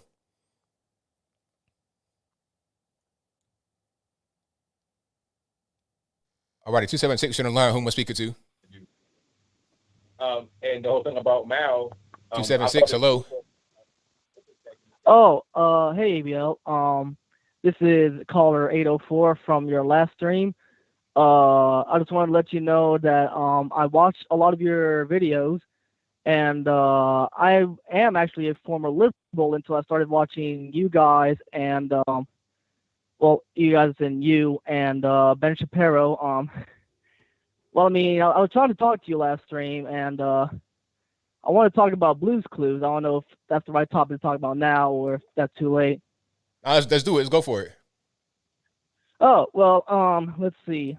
Well, I talked to my friend about Blue's Clues, and shit, I kind of forgot what I was going to say, because all I got to say is that really it's terrible what they're doing to the children. Sorry, I kind of sound nervous because I've always wanted to talk to you as a former liberal. I actually wanted Biden to win back in the election. Now, actually, I kind of, regret my decision. But and you know what? Yeah, it's not just you. It's not just you. A lot of people out there feel the same exact way you do. Yeah. I actually have a stream pulled up here right now. I'm a big supporter of your YouTube channel. I love what you do. I love what every conservative commentator does. And you being a black person can really show the Democrats that not all black people really go for the Democrats, especially like how Joe Biden said, if you don't support him, you're not black. But I digress because as I wanted to talk about the Blues Clues thing is what can I say? It's just not something that you should teach your children. Especially me as a Christian, I go for I defend and support traditional marriage, and that's all I really got to say. One other thing is that now that it's Pride Month, and I'm a Christian, like I just said, it's just not something I support. And a couple streams ago, when you were talking about the military and how they have the woke commercials, me and my friend kind of talked about it, and we kind of joked around. I don't know if this is very appropriate to say, but he kind of joked around saying that maybe it was something to you know what, it's pretty inappropriate. I don't want to say this is family friendly content. Really, I just want to say I'm a former liberal. I supported Biden in the election, and after watching a lot of you guys and you guys saying you and Ben Shapiro and other conservative commentators, I just want to say that I am actually woke, not the Democratic woke, but actually woke. And I thank you for what you do. Hopefully a lot of liberals can, end up like me, become a conservative or, woke, as they say. And I know I didn't really talk about much of Blues Clues like I wanted to, really mainly because I forgot. And I was, trying to, get in contact with you more. And as soon as he picked up, I'm like, oh, wait, he actually picked up. And, oh, well, what am I going to say? But, yeah, I guess if I'm not forgetting anything, that's all I wanted to say. I don't want to take up anyone's time. But thank you for what you're doing. I love your content. I love your videos. And, yeah, I just hope you have a wonderful day. Thanks for the call, man. Appreciate you. Appreciate it, man. All righty. Shout out to the caller.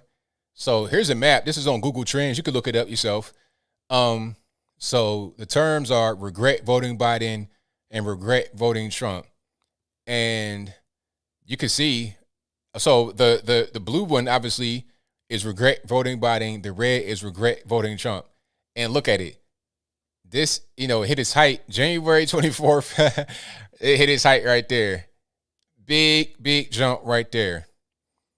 So California, 94%, it's pretty big. Pretty big. All over the place. Regret voting Trump, a little bit in New York, a little bit in California, but not really. All right. But huge all over the country.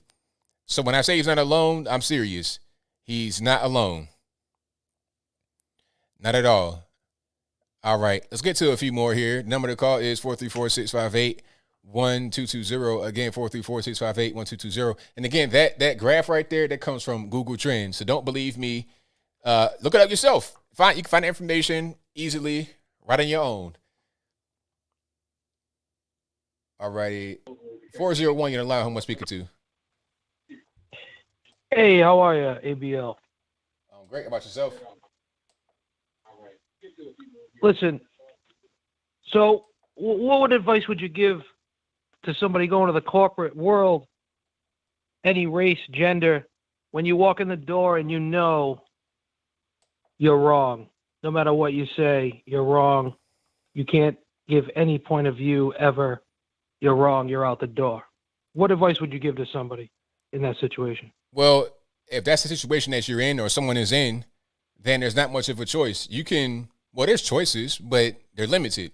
You can either just, matter of fact, you have three options I can name right now. Three options. The first option is you can go in there every day and try to fight these things and not win, and just keep trying with no avail. Or you can leave the company, do something else, or you can leave the company, do something else, and go to another corporation. Hopefully not as woke, or start your own thing.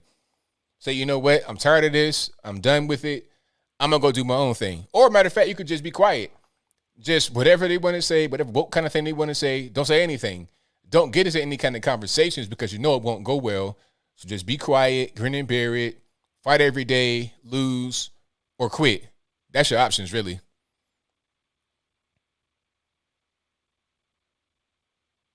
You there, caller? Agree with that. I agree with what you're saying. Absolutely. Appreciate it. Hey, keep up the good vibes. All right, thank you for the call. Appreciate you. So, yeah, I mean, really don't have much choice. If you're in the corporate environment, I wouldn't even try to speak politics, really. That's not what you want to do. Now, if others are doing it, okay, that's fine. But you have to just have your own code and stick by that. And if it's not working out, if you can't take it, then you have to leave. Start your own thing. See, with me, I could pretty much say whatever I want. Even when I was not doing YouTube, I had my own company, had my own thing, doing my little web design or whatever. I didn't make a whole lot of money, but I was free as can be. I had some people that didn't like what I said, but I mean, they weren't going to just terminate the contract because I was too good. That's something else. If you're indispensable, if you're like an excellent employee, you could pretty much do whatever within certain bounds. Especially when you're on your own, doing your own thing, you're not going to lose clients because you're doing good work. Okay, if I'm doing, let's say, for example, lawn care, right? I'm cutting your lawn for like $30. You got a whole football field. I got a riding mower out there. I got hedge trimmers. I got weed whackers. I got string trimmers. I got all that good stuff on your yard for no money. I'm always on time. It could have been a hurricane. I'm cutting through wet grass for such a low amount of money. If I come to your yard with a Trump 2024 banner on my truck, what you gonna do? You gonna fire me? Why? Now you're hurting yourself. So become indispensable, become somebody that they can't get rid of, so you have more freedom. But although that's not gonna really work in the corporate environment all the time, it's your best bet to be kind of cancel proof. It's a lot of guys that's like that. Joe Rogan is a prime example. Now, I know it's a big example, big celebrity guy, $1 million guy, but Spotify is a big $1 billion company, and they want to cancel him, but they can't because he's indispensable. What you going to do? You got this whole $1 billion cash cow with a $1 billion company. What you going to do? You going to fire him because some random blue-haired moron doesn't like him? That's an employee that's much less of an important piece than Joe Rogan is. Spotify will continue with no interruption if this random person is out. But if Joe Rogan leaves, you're talking about major disruption, might kill the whole company. Become indispensable. That's the point I want to make. 708, you're on the line. Who am I speaking to? Hi, it's Karen from Chicago. All righty, what's going on? I talked. Hey, ABL. Hang on a minute, I gotta pause you. All Oh my righty. God, I got through to you again. Do you remember talking to me earlier in the week? I'm Crazy not. Karen from Chicago. Yeah, I do remember actually. Okay, so I think I missed a little bit of what you were talking about, but I just see I'm always catching up on the other end. I forget when you come on YouTube, so I'm like, oh my God, ABL's on. I gotta go find out what's going on. So, but from what I was a little bit of conversation I was able to hear, it was talking about indispensability in corporate America. Am I correct or am I not correct? One more time for me. I'm sorry, say again. One more time. I kind of missed I kind of missed your question. Are people in America indispensable to corporate America, or are they not? Well, I think that they are dispensable, unfortunately. Well, not everyone, but Well, I think I agree with you, Yeah. and I have an education, and I'm a nurse, and I'm going to tell you, I am as dispensable to any hospital in this country as anybody else, as working in a convenience store or gas station. Hospitals don't care about nurses. Nurses have a lot of training, a lot of experience. They don't care if you don't do according to what the hospital or the corporation wants you to do. You can be kicked out the door just as quick as somebody working at Speedway. It's very sad and very disgusting how there's just no loyalty to employees anymore in this country. Yeah, it's really a shame. Especially healthcare workers. Yeah. And so going through the whole COVID thing and just, oh my God, the whole past year and a half, and all of I worked in hospice. So most of the people that came into hospice were people that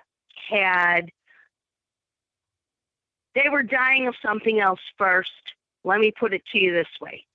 They happened to have COVID. And so that is what the hospital said they died of.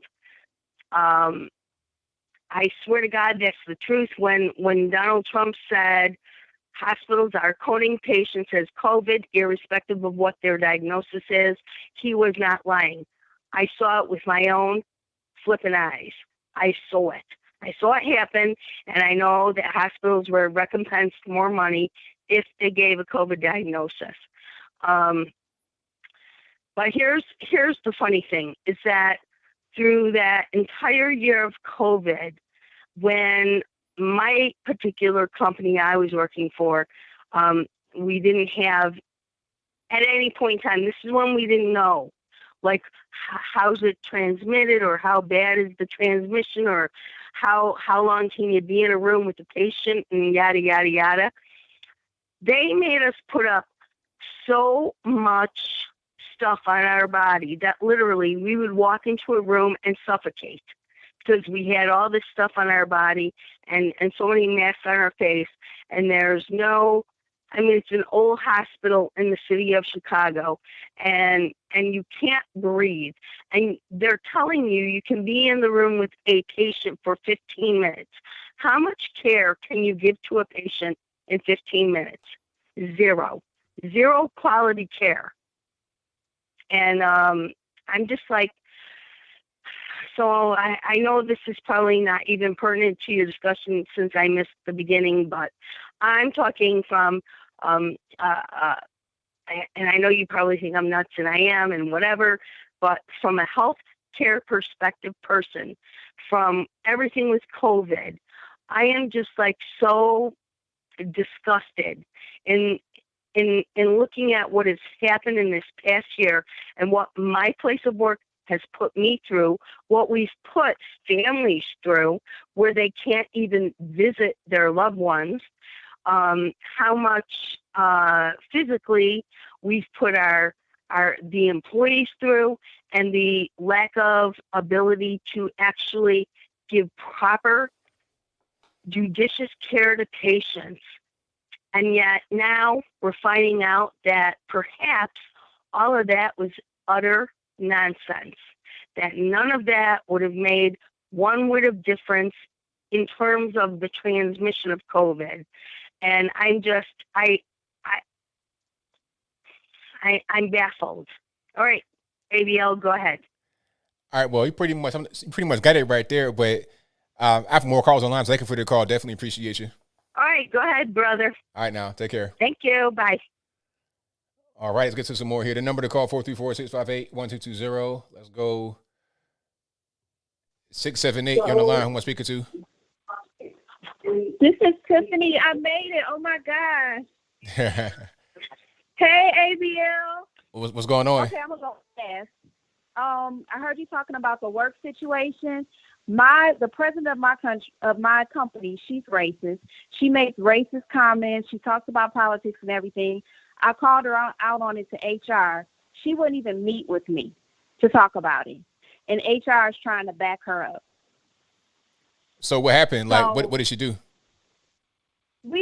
she always wants to talk about politics. She said, "Oh, well, Tiffany, men are not supportive of women in the workplace, and we need to bring balance because there's too many white males in CEO positions, and we need to bring balance." And I said, "What do you mean?" She said, "Diversity, color." And I'm like, girl, like, that's not how you bring balance. And first of all, diversity is not color. Diversity is all types of people. You got people who are disabled. You have people with different religious beliefs. It's not color. So I know that was a slick way for her to just take a dig and be smart. So I called it out to HR. She don't even want to have a meeting. First of all, HR ignored my email for 2 weeks. I didn't hear anything. I had to follow up with HR to get them to even acknowledge it. Wow. And I still didn't hear from her. So I'm looking for another job. I heard what you said before. I'm looking for another job. And then the other thing, let's talk about Patrice Cullors and Black Lives Matter. That woman had 30 organizations. If you look at her 2020 at a glance on their website, they donated. They made $90 million, and they had $60 million at the end of the year. They donated money to 30 different organizations. Guess how many of the organizations were LGBTQ? 28 probably. 24. Wow. The other six organizations were, 3 of them were for immigration, and the other 3 were for training community organizers. So you want to use black straight men and women, mostly straight men, as a poster child for your mess, but you don't give any money to black straight men in the community. You want to support black men who want to be women, but you don't want to support black men growing up to be strong black men, straight men. That's why I cannot rock with Black Lives Matter. She used all that, and then she had the nerve to put in the report that, every organization is responsible for every organization to have money at the end of the year. So we had $8 million in expenses, and we have $60 million left at the end of the year. So there you go with your real estate shopping spree and everything. That's why she resigned. She is full of the devil. She is evil, and she has that organization has an evil agenda to destroy the family and destroy black men. She wants to turn black men into women. That's who she celebrates, and that's what she promotes. And it breaks my heart to see black men celebrating that and supporting that when this woman is totally against your very existence. Because some black men hurt some, I don't know if he black. And then the other lady that Azria, whatever her name, Garza. Yeah. You talk about white men, you hate white men so much, but you married to a woman that thinks she's a white man. What kind of sense does that make? They're walking contradictions. And that's what the devil is. The devil is a walking contradiction. So we need to pray for this country because you have these sickos out here that these women have been obviously hurt. They need Jesus. They need to be delivered. Now, that's the truth. They need deliverance, and we need to pray for them. But they are full of the devil, and we need to rebuke that out of this country. It's too much going on in this country. Too much sin, too much all this gender and wanting to cut off people's genitalia and targeting these children with cutting off their genitalia. It's the devil. He wants to do everything contrary to what God created. That's what he is. He is a what's the word I'm looking for? The fake. He's the opposite of everything God is. He wants to rule this earth. He wants to imitate everything that God does. God said, be fruitful and multiply. He wants to make it where people can't multiply. They want to cut off people's body parts so they don't have any sex. So we can't multiply. So it's just, I know I'm going to stop, but we just got to pray for this country, ABL. You're right about that. We definitely do, because you got some crazy people out here. You know, like you said, the devil is busy. It's the devil's work. Crazy stuff. I forgot about the whole thing about Alicia Garza with the so-called trans man. You hate the white man, but you got this woman that became a white man. How does it make any sense? It's crazy. Totally crazy. It is. And I love everything that you do. I watch your show and your videos all the time. I can't believe I got through. I was trying to get through next week, and I was like, no. And I finally got through. You keep doing what you're doing. I'm proud of you. You keep telling it like it is. We got your back, ABL, okay? I appreciate you for that. Thank you for the call and support. All right, bye. I know. Great call from the A. I said Atlanta number. It might be in Atlanta, but that was a great call. Fantastic. Now, here is Alicia Garza, one of the BLM people, I guess co-founders or whatever. That's the black woman right there. And then this is, can I get the cursor on the jank or no? Oh, here we go. So that's her, Alicia Garza. And here is her husband, wife, something. This is a biological woman that believes or identifies as a male. So you hate the white man, but your husband is a white man. Like, you think your husband is a white man, but you hate the white man. Very typical. Very, very typical. You know, another one, Patrice Cullors. You hate the white man this, white man that, but you got a $1.4 million estate up there in Topanga Canyon with the white man. So it's like, come on, all this contradiction, all this double talk, all this, just weird stuff going on. It's like, come on, what are we doing? It's just all about getting money. It's all fake. And really, quite frankly, BLM is a front for LGBT. Q, A, B, C, D, E, F, G, L, M, N, O, P. BLM. Just put BLM at the end of LGBT. It's the same thing. But I digress. I ain't trying to get nobody triggered. All right. Somebody said that's Bugsy. Hilarious. I saw that. That's hilarious. All right. Let's get to some more. Let's go. Okay. The phone lines are blowing up, so I'm going to try to get you guys on as soon as possible. 860, you're on the line. Who am I speaking to? Hey, ABL. This is F&A Ranger Xbox. All righty, man. What's going on? Oh, man. What a crazy week, huh? They finally admitted it was a lab leak. I mean, you know what? I thought this was kind of like common knowledge. I thought everybody pretty much knew that. But then they're like, oh, this is breaking news. I was like, really? I mean, wasn't this the story last year? It's kind of strange that they want to talk about it being breaking news now. But I guess it's in writing, basically, so they got to admit it. I know. I live up here in Connecticut, and these people have gone totally off the deep end. They're all wearing masks. They're all I said, what are y'all going to do when you start getting fungal infections, for your lungs and stuff and your sinuses from the bacteria in the summer, the sweat. Right, exactly. I mean, that's an actual problem, too. People act like the virus is the only virus that exists. It's like, no, you can get sick a bunch of different ways. There's other ways to fall ill and mess around and die. Yeah, especially when, if you can smell flagellants through a mask, it is not going to stop a virus. I'm sorry. That's right. The whole purpose of the mask was to protect other people if you knew you're sick. And if you don't know you're sick, there's something wrong with the way your brain's working, because I always know when I don't feel good. That's right. I get up in the morning, something's not right, something's a little off. Okay, I know that I might have something going on. And if you can't detect that, then you got some bigger problems than worrying about the virus. There you go. That's what I'm talking about. And, that was a beautiful video of that father with that beautiful little girl, because I have a 12-year-old and a 9-year-old son. They're half Filipino and half white.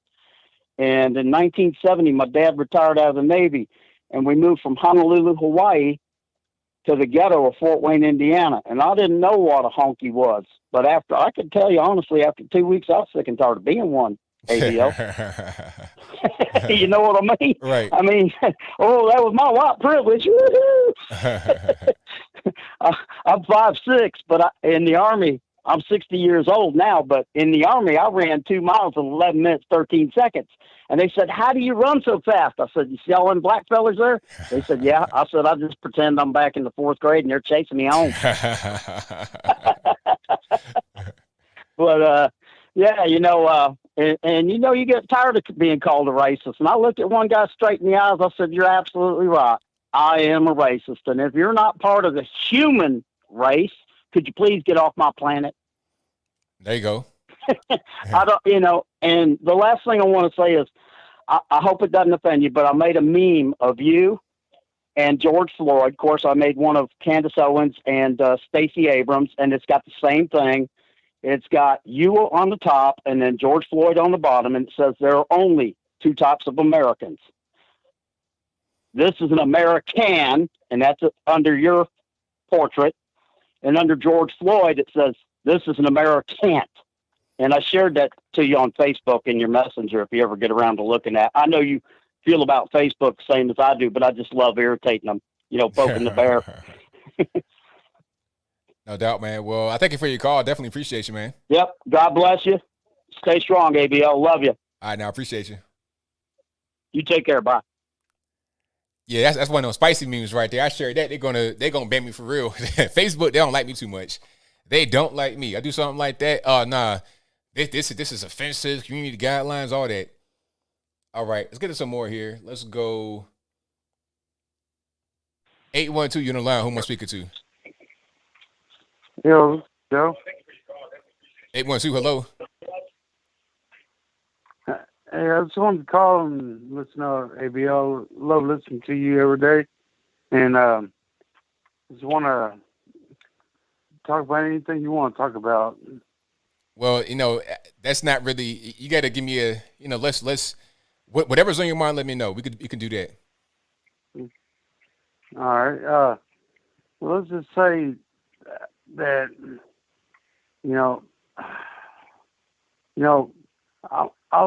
I won't take up any of your time. I just want to say I love you guys. Keep doing what you're doing. All right, thank you for the call, man. Definitely appreciate it. Yes, sir. You have a good night. All right. Appreciate the call. All right, Scott Caller, what's going on? Hey, man, how you doing? Everything's all right about yourself? I'm doing great. This time I don't have the CPU cooling fan there. Sound like I'm coming back into orbit. It's all good. It's all good.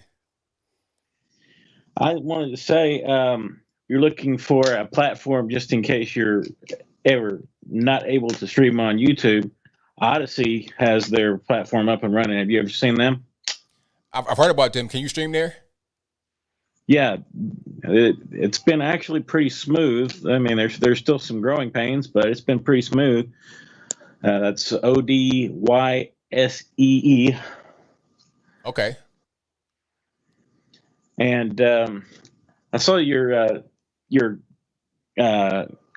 comments of the stream of the shops and barbershops and salons stuff for the jab. Yeah, it's called. All I see is shots at the shop. Yeah, miscarriages. Yeah. I see 500 miscarriages, 4,500 deaths, 9K, at least 9K serious complications, 39K hospitalizations, and that's a couple weeks old. That was from a doctor in Dallas who's actually done alternative, treatments with developing treatments for COVID, and that's their actual reporting stuff from a couple weeks ago that Crowder had actually brought on. So wait a minute. So is that just, what is that? Is that numbers for all vaccinations? Like, what are those numbers? That's from all vaccinations. From all COVID vaccinations? I try to go look it up on the sites, and they hide that pretty well. But that's actually the CDC reporting software there that they have access to. Okay. Wow, that's pretty serious. I mean, that should be some kind of front page news right there. We should know about that, but obviously we don't. They kind of want to hide that from us, but they still want to keep pushing it. I mean, if you want to push it, be honest and tell me what's going on. Tell me all the risks. Tell me all of what's happening. Yeah, and the guys are talking about the corporate stuff with the we need diversity in here. You need diversity of thought. Diversity of thought brings groups together and actually can bring ideas out and improve things. You take a little bit from everyone and you can get a good idea. Diversity just for outer appearance, that's nothing. Right, exactly. I mean, that's not going to help you really get anywhere. Because if everybody is on the same page, the same thought process, like you got the same person cloned 5 times, but they just look different. I mean, that's not what you want to get from diversity. Like you say, you want to get different ideas, different thoughts in there, and then come to a better solution, a better result. But that's not what you get by just having people that look one way. That's window dressing. That's just called optics. That doesn't really help anything. All right. Well, I'm going to let you go. Have a nice night, and may the salt flow. And thank you for the call, man. Appreciate you. All righty. And thank you all for being here. Definitely appreciate you guys. If you enjoyed what you're hearing so far tonight, go ahead and get the video with thumbs up. Also, like the video, share the video, do all that good stuff. Let's get to some more here. 607 on the line. Who am I speaking to? Yep. Hello? Hello? Yes, who am I speaking to? Is this for ABL? Yes, it is. And before we continue, I have some noise in the background. Can you turn the speakers down for me? Yeah, let me shut them off. All right, we're good. All righty, man. What's going on?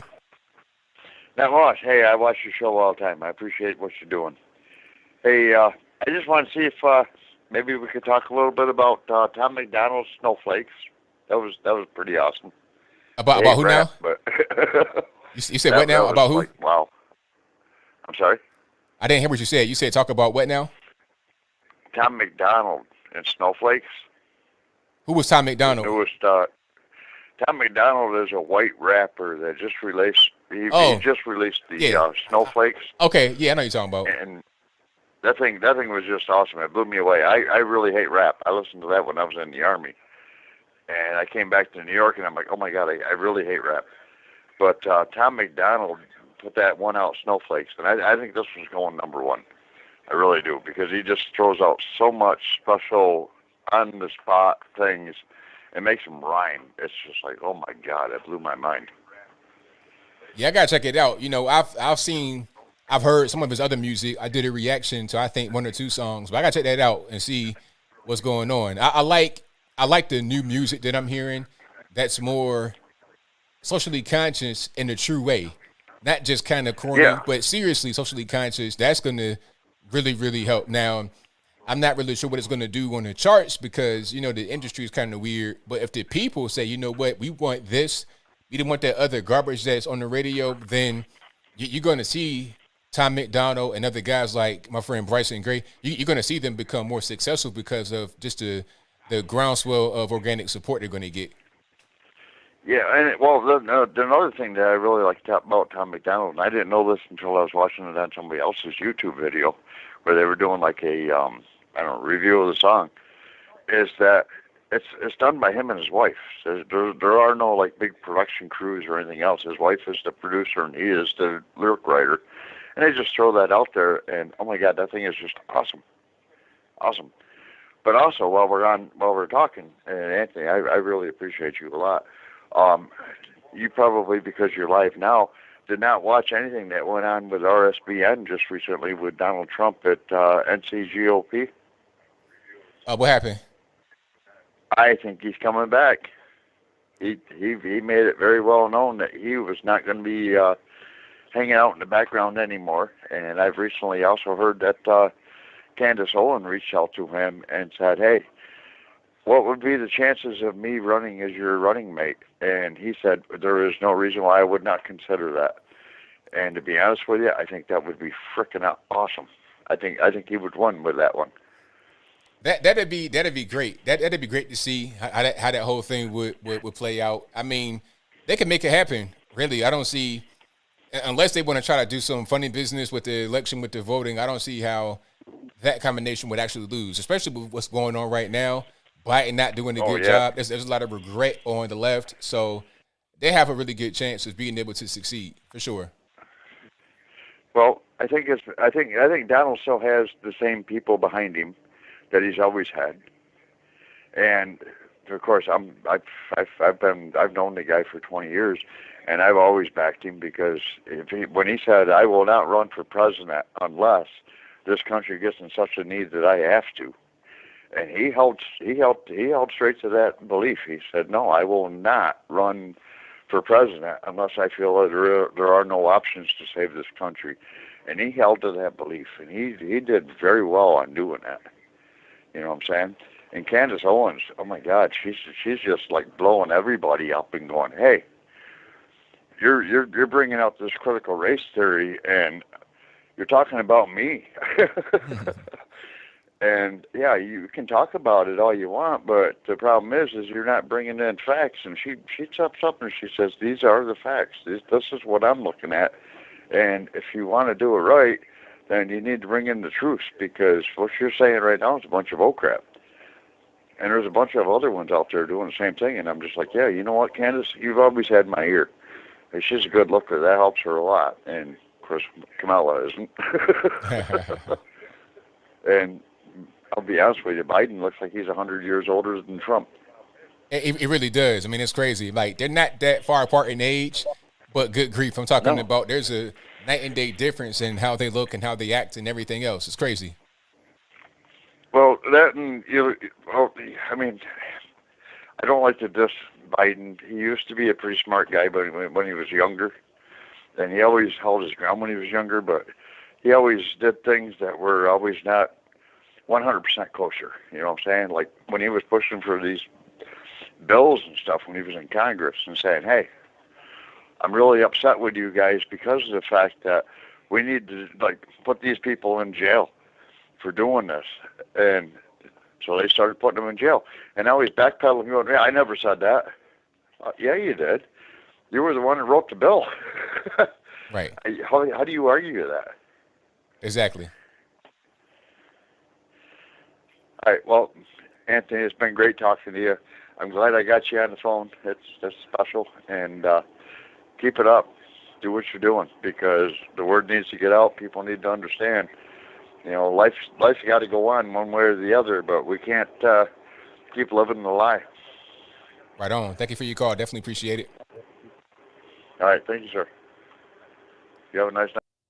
All right. Thank you for the call, man. Appreciate it. I ain't mean to cut him off right there. That was a mistake. All right. But we got some more on the line. The number to call, 434-658-1220. Again, 434-658-1220. Let's go to 440. You're on the line. Who am I speaking to? Hello? Yes, who am I speaking to? Oh, is this Anthony Brian Logan show? Yes, it is. And this is me right now talking to you, boss. What's happening? Oh my gosh, this is Nicholas Fuldez. Hello, sir. What's going on, man? What's on your mind? I just want to say I love your show. Oh, thank you. I appreciate that. That's all. Thank you. Keep up the content, man. Thank you, man. Appreciate it. Hey, shout out to the caller. Hey, I love the enthusiasm, man. Keep on watching. Keep on rocking. Let's get it some more. 530, you're on the line. Who am I speaking to? Jay. All right, Jay, what's happening? Everybody keeps talking about China. All right, before we go on, we got to turn the speakers off in the background. Oh, crap. I thought I got that. Okay, I got it. All righty. Yeah, sorry about that. It's all good. Iran created the coronavirus and framed China. Okay, so explain that. Go deeper into that. Okay, sure. First of all, there's no reason Iran couldn't do it. All right, I know everybody says I'm crazy. Well, but anyway, they had access to all the raw materials. They had samples of MERS. They had MERS cases. MERS comes from that coronavirus, right? So they could have done this, and right about the same time that the COVID broke out in Wuhan, they were conducting joint naval exercises. Guys are going back and forth between Iran and China on a daily basis, and Wuhan is right about halfway between Shanghai and Beijing. Oh, you said where is between Shanghai and Beijing? Wuhan. Okay, Wuhan. Okay.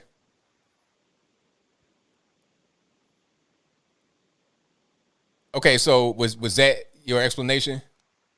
Yes. Oh, well, that's not the whole explanation. Oh, go ahead. The Go ahead. motive is a big part. But yeah, they developed this MERS into a new virus, send somebody over to release it to expose the people, and then now China's taking the blame for everything. So you think Iran tried to attack China? I think they tried to attack everybody. They just used China to take the fall. But why would they do that? Because you understand that China and Iran have like relations, like they have ties, Yeah, like, and Russia they too. do. So why would they try to, like, if Iran tries to attack China and China finds out, they would nuke Iran instantly. It'd be over. It wouldn't even be a fair fight.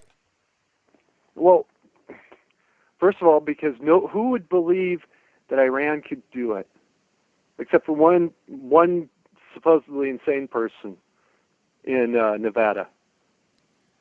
I mean, the thing about Iran is that they are a religiously fanatical regime. Uh-huh. So everybody thinks that Iran could do something like that. That's why you have this whole thing with the Iran nuclear deal, and they don't want them to get a bomb. Everybody knows they could do something like that. I mean, we know what they do with Hamas and other places in the Middle East. We know what they sponsor terror all over the Middle East, and China knows that too. That's why that's why China's in Syria, because they're trying to fight off. They're trying to prevent Iran from getting the foothold over in Syria. China was in Syria the same way the U.S. is in Syria, and Russia was in Syria, because they don't want Iran to go over there and have dominance in their region through ISIS and Hamas and everybody else. Right. If Iran was to do something like that, then you're talking about World War III. You're talking about Iran would be a complete skating rink. Uh-huh. You're starting to catch on, aren't you? So that's exactly what they want. So are you saying that China wanted Iran to do that? No. Iran wants the war. And let's be honest, right about that same time, what else are they doing? They were bombing Saudi Arabia, and they sank a simulated aircraft carrier just to tell the whole world, hey, look at us, we can sink an aircraft carrier. No, that happened. I'm not even joking. Okay. U.S. intelligence saw this aircraft carrier. It looked just like a Nimitz-class aircraft carrier suddenly appear in a dry dock in Iran. They said, whoa, where did this come from? They actually had built a model of a U.S. Nimitz-class aircraft carrier, towed it out into the Persian Sea, and sank her, just to tell the world, see, we have this kind of capability. Okay. That actually happened. I mean, I don't know. I think that for Iran to do something like that, it wouldn't make no sense. I mean, you're talking about, man, let's say when they go to Allah, like instantly, that'll make it happen. But beyond that, it wouldn't make no sense.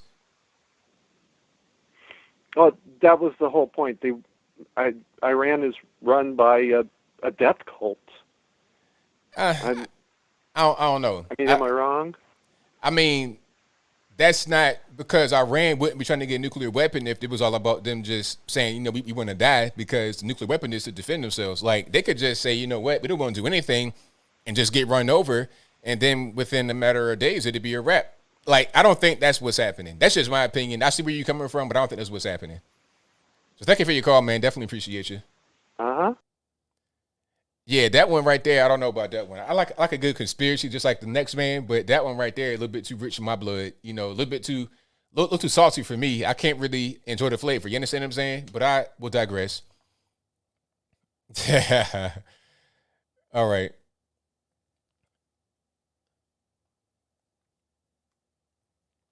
Oh, you're in the line. Who am I speaking to? Whoa. Yes, who am I speaking to? Oh, this is funny. Hey, hold on. Before we start. Okay, I got something about the Wuhan virus. Question. It's pretty clear that it was a created virus. My question is did they accidentally let it out or purposely let it out? Because if I was creating a virus, I would create and use one as a weapon that would probably be far more powerful, and I think that they could have made it more powerful. My question is why would the death rate be so low on a virus that doesn't have devastating effects if it was created? You kind of know what I'm getting at here? Now, I know what you mean. Like the virus, it could have been more deadly. You could have released a Spanish flu or something like that and then had that really do a lot of devastation, and it could have been more accurate. Rather than just releasing it upon your own people and killing them off and then having it go overseas, you could have just sent it overseas, like had one carrier with it, sacrifice them, send it overseas and release it there. I think what happened was it got out accidentally because you're dealing with China. Yeah. China is not known for quality control. China's not known for quality. China's not known for competence. So when you do something like that, you have these so-called, what they say, gain of function research, and you messing with bats and rats and cats and dogs over there, it can happen. And that's what happened in my humble opinion. It started in China, got out of control, and they let it come overseas and it devastated the whole world. That's what happened, in my opinion. Yeah, I have to agree, because if my life's work was to create a virus that would wipe people out, I wouldn't miss at it. Yeah, that was definitely an accident. If your life's work that, All right, I'll let you get back to the stream. Love you, man. Talk to you later. Thank you for the call. Appreciate you. Bye. Yeah, but I thought everybody knew that from the beginning. I thought everybody knew that it was an accident. I thought everybody knew that this was not on purpose. Like they accidentally it kind of spilled it. I saw a meme. Have you guys seen that meme from the Office episode where I've never watched The Office. I just seen some of the memes.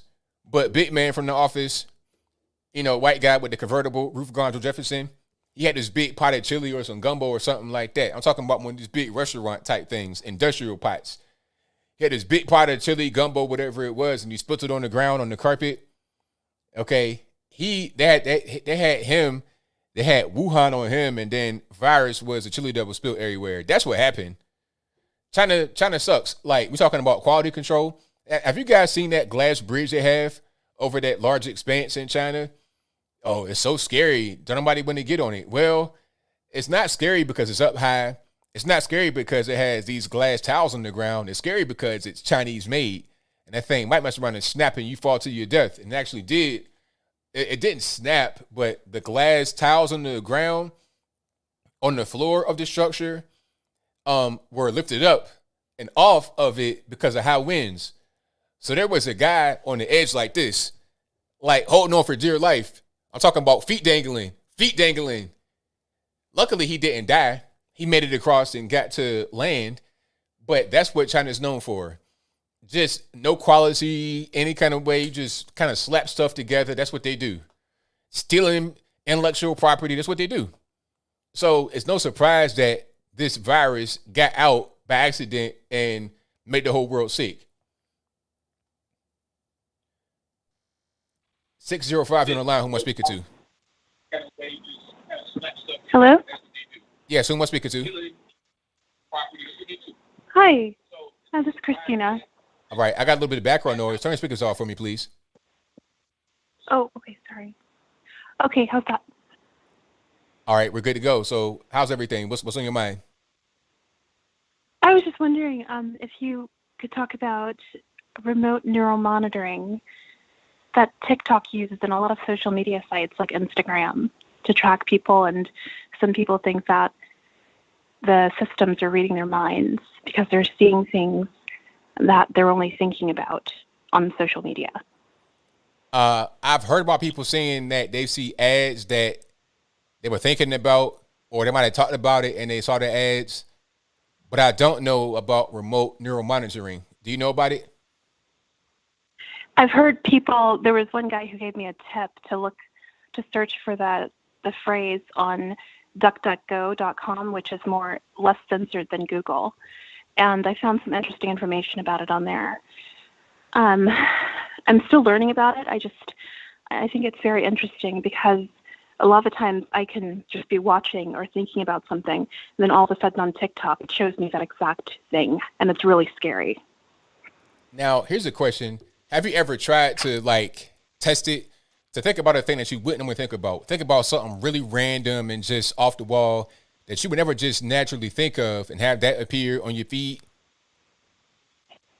Yeah, definitely. Like, for example, I was thinking about an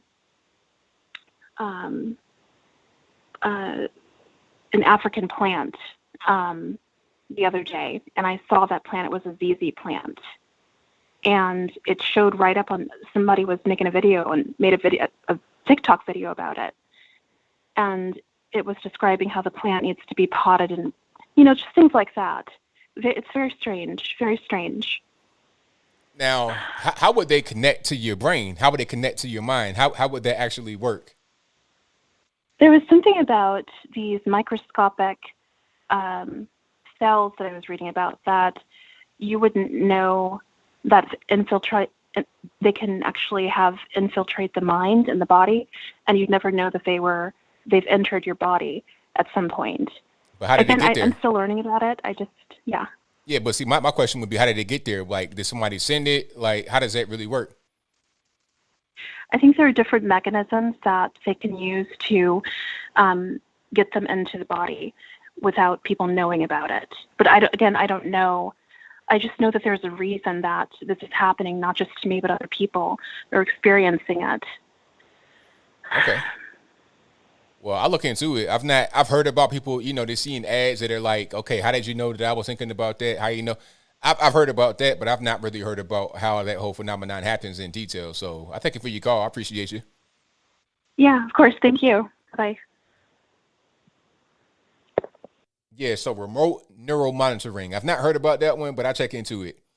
Yeah, but I have heard, Facebook, prime example, you're talking about something. You're talking about, okay, I'm going to get a brand new baby elephant goat mix, right? And then I'm going to name it Caesar. And then it pops up on your screen. Baby goat elephant Caesar is on TikTok eating plantains and rice. It's like, how'd that happen? But, I don't know how that really goes on. I think what I heard about that a long time ago was your patterns on social media are tracked, of course, where you browse and all that kind of stuff, unless you're going incognito or whatever, which doesn't really work. But anyway, it works, but it doesn't. But unless you are not, if you just let stuff go on normally and you surfing the internets, it's able to kind of predict what you're interested in. And you thought about a thing that you're interested in, since your browsing patterns kind of give people a hint about what you're into, it shows you what you probably would like. Because of these, and it's going to get a lot more weird when you get some of this smarter AI going on. Some of these smarter algorithms. That's what they're talking about. So you got some racist algorithms because they show people certain things that they say are racist, although the algorithm is intelligent enough to know that you probably would want that or that you're interested in it. That's what I've heard, but hey, I could be wrong. All right, Skype caller, who am I speaking to? Hey, ABL, this is Tom from Phoenix. All right, man, what's going on? Yeah, ABL, I was going to ask you, what's going on with all the Asian hate going on? Like, I keep seeing videos of, like, people getting socked in their face and everything else. I mean, that's been going on, but see, the problem is, I got a little bit of background noise. Oh, I'm sorry. All right. But see, that's been going on, but the only problem is that it wasn't shown before because there was no focus on this whole anti-Asian hate crime. The whole thing with the guy in Atlanta, the white guy, and the race matters, I'll get to that in a minute. But the white guy in Atlanta, he went on this whole rampage. And after that happened, they say, okay, stop Asian hate, right? Because of that one situation. So then, anytime an Asian person gets hit in the face or whatever, they're going to show it on social media, maybe even mainstream media. But it didn't. But that was already going on. The issue is that it's mostly black folks doing it. See, and that's why they didn't show it before. But now they gotta show it because it did the whole hashtag Stop Asian Hate. So they can't not show it. But now that they're showing it, it's revealing what they weren't showing the entire time and who's actually behind the hate crimes against Asians for the most part. Because every time I see a clip, like it's either in San Francisco, it's in New York, it's like these liberal cities, and I don't know what the deal is. Like they're literally like preying on, the elderly. Like I guess that's what happens. Like they get the weak. But yeah, it's really crazy. I was just wondering your thoughts about that, and it's just unfortunate when you see people like literally doing nothing and just getting socked in the face. I'm like, is this the world we live in? You know what I mean? It's crazy. Yeah, it's crazy for sure. So, well, I appreciate you taking my call, ABL. You have a good day, sir. Thank you for the call, man. Definitely appreciate you. Thank you.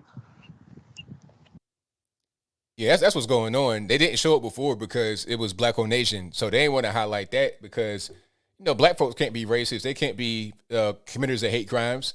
But then when they did their whole Stop Asian Hate, they had to show it. They put themselves between the rock and the hard place. They thought they would get a bunch of white supremacists, neo-Nazis beating up on Asians. No, that's just not the reality. They had that one guy shooting up the massage parlors, and they thought, oh, that's what's going on. People just don't live in reality. And as far as a lot of the things happening in San Francisco, New York, a lot of crackheads on the street just doing whatever they do. Crackheads being crackheads, and also on harder drugs, methamphetamine, cocaine, fentanyl, heroin. Yeah, just out there wilding out, doing whatever they're doing. Oh, they got mental problems. They're homeless. They don't have no money. All right, well, maybe you'd be crazy if you smoke crack every day for the past 25 years. You might be kind of crazy too. If you smoke crack, meth, heroin, fentanyl, whatever you want all day, every day, and you get enabled to do that by the city, you might have some kind of mental problems that come about as a result. Maybe you're frying your brain up to the point where you go and just punch an old Asian lady in the face. I saw one video where the guy was just walking, all of a sudden, boom, hit a lady in the face for no reason at all. And then he's like, "You hit me." It's like, who hit you, sir?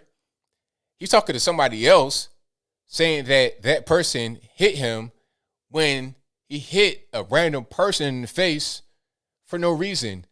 So even if the person behind you hit you, why would you hit that person who didn't hit you?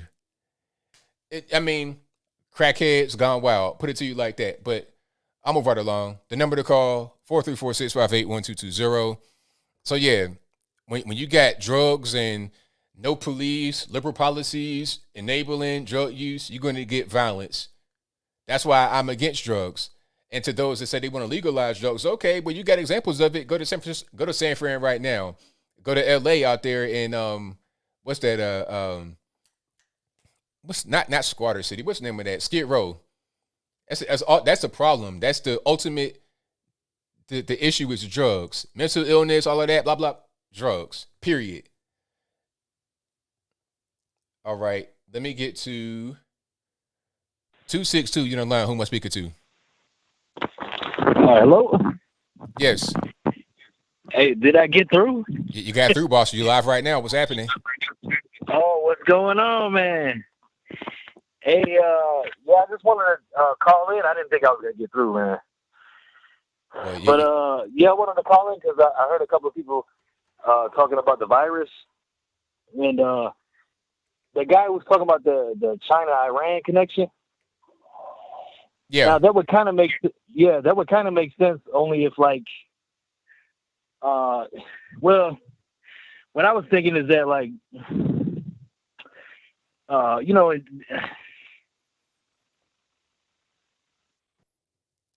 Oh, okay. I don't know what happened. His phone, the bomb phone ran out of minutes. But I didn't hang up on him. Sorry to the caller. I don't know what happened. Not my fault. All right, let's go. 404, you're on the line. Who am I speaking to? Hello.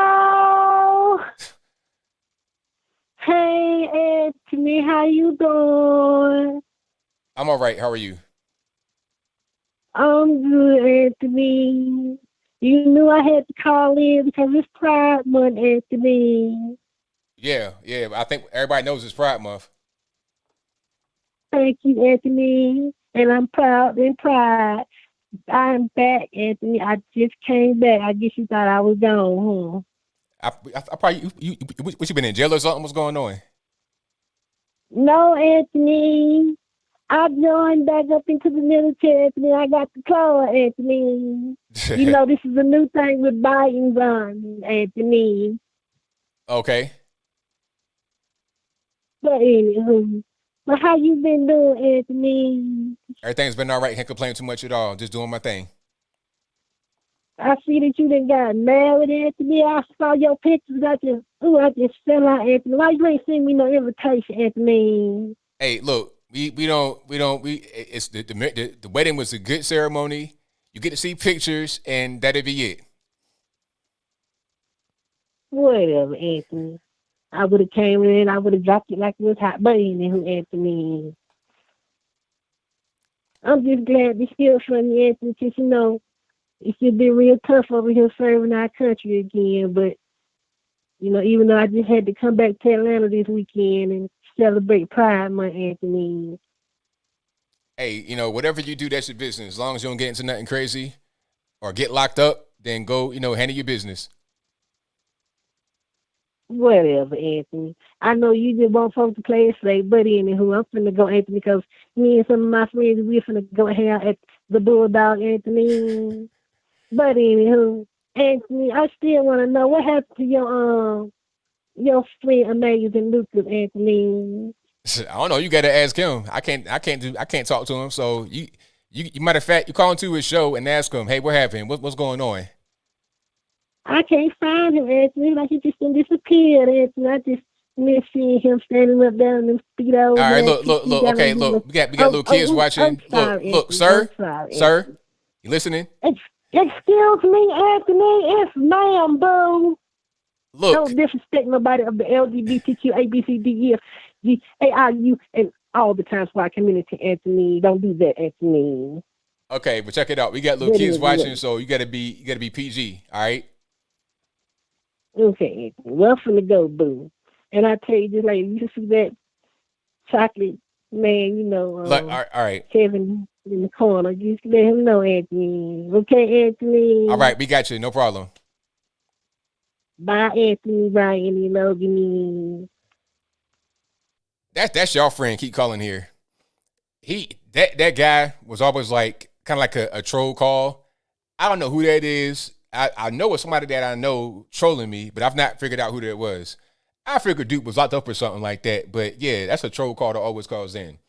So shout out to that guy that calls in. I'm gonna call you sir because your mama named you sir. I'm gonna call you sir. But anyway, I'll move on.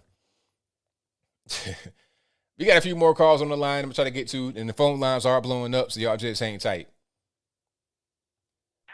251, you're on the line. Who am I speaking to? This is Joe. All right, Joe. What's happening? Hey, I'm surprised I got you. So I've been listening tonight, and I really enjoy your show. One of the things that I was going to bring up was if the audits do prove that it was fraudulent, Trump gets back in, or so, I haven't heard anybody talk about these other countries like Venezuela where the people are really suffering right now. And my thought is, would American jump in and go out and try to save these other people that went through the same thing that we're going through right now? I don't think so. I don't know what we can actually do. I mean, aside from a war or a coup or something like that, military action, I'm not sure what we can actually do. Okay, so that was one of my thoughts. It's just something I haven't heard anybody talking about, and these people down there are suffering, and to me, I felt like they were kind of like we were. Overnight we were facing this crisis, and they got hit first, and we kind of saw what happened with them, and basically gave us a warning sign to get ready. But one of the other things I was thinking about too, you were talking to another caller a minute ago about the COVID. What if the COVID did what it was supposed to do? What if it was never meant to really just kill people, but maybe take out the people that were sick, the elderly, basically the ones that were on Medicare, the older ones that were productive to society. I know that back in the days, one of the things about the Nazis is they were trying to create this perfect race. Well, what if COVID was really designed to come out and take out the weak and only leave the strong? It's just something I thought about one time, and I've looked at that quite a few times, and I was just wondering if maybe that's what it came out, it was put out for. But anyway, I love your station and I love what you're doing. I pray for you guys. I hope and pray that everything you guys keep going like you are. I'm gonna stay a supporter. Well, thank you for the call, man. Definitely appreciate you. Thank you. All righty. Shout out to the caller. And we are going to get some more calls on the line. The lines are blowing up. So y'all just hang tight. 702, you're on the line. Who am I speaking to? Hey, this is Robert from Las Vegas, Nevada. All righty. What's going on? Not a whole lot. I just wanted to touch on that one subject that one girl said about remote neural monitoring. Yes. It was really strange. One day, because I tend to have a lot of stomach issues. I suffer from Crohn's disease, and I tend to just go in the bathroom and just wander in my mind. And I noticed on behind the bottle of the Old Spice body wash that I have, it says Procter and Gamble, and I kept thinking about that name over and over and over again. And the next time I go onto Instagram, for some odd reason, I see an advertisement saying to go apply for Procter and Gamble. I don't know how to explain that, but I just figured I'd share with it, with everybody. I don't mean to feel like I'm lying or anything, but it is kind of strange,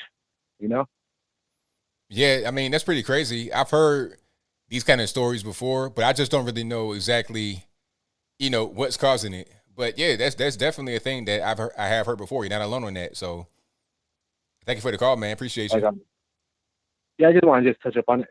Thank you. Take care, man. All right, now. Bye. Yeah, I have heard of that a lot. People saying that they've seen they think about things, or they talk about it, especially, and it comes up on their feed. Yeah, that's the main one. And then there was this whole thing of like, is my microphone being recorded? What's happening? 773, you're on the line. Who am I speaking to? Hey, Bill.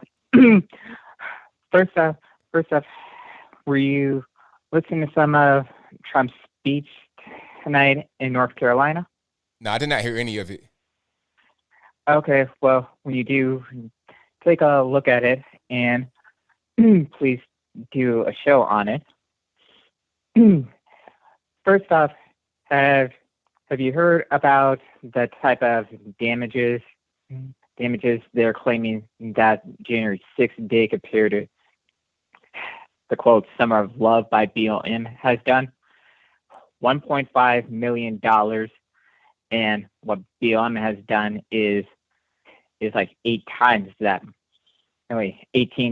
much money, like $200 million. Oh, of course. I mean, because the thing about it, you're talking about January 6th. That was one incident. But BLM, I think the last time I checked, they said it had 600 riots. 600, just in, More like a million. Well, yeah, but the actual number that they said, meaning the liberal media, they said 600 in 2020 alone. So 600 versus 1. I mean, the math, the numbers don't add up at all. It's clear that BLM was much more violent. It did much more damage. It's very, very clear what happened. And how do patriots who just stormed the Capitol cause that much damage? And from other videos I've seen from the Gateway Pundit, has different angles that kind of show not only the Capitol Police let some people in, but they also threw fire bombs at the crowd in the first place. And there's another interesting story about Ashley Babbitt in terms of patriots clashing with other people about it, trying to find out answers about the officer who murdered her. Yeah, I mean that whole thing is kind of wild. Mm-hmm. But when you do ask anybody about the BLM riots and keep on bringing January 6th up, kindly point them into the direction of what I just said about the numbers and see exactly what BLM has done to improve anything. Zero.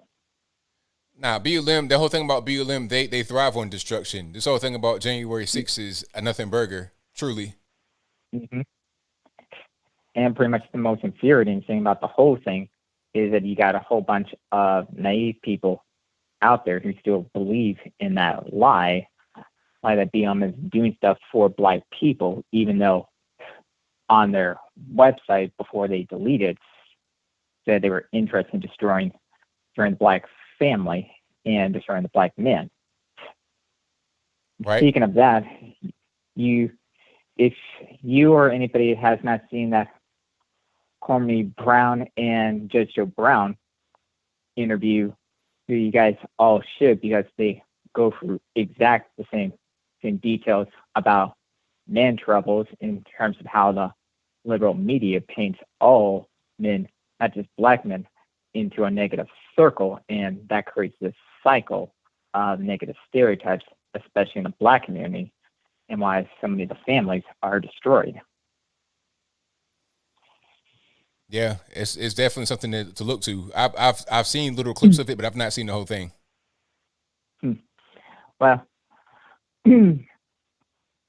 I do hope at some point, if you haven't read all the emails, most of Fauci's emails, that you please do an individual show on it just to review the details of the emails, because it's going to be some proof of evidence in a courtroom.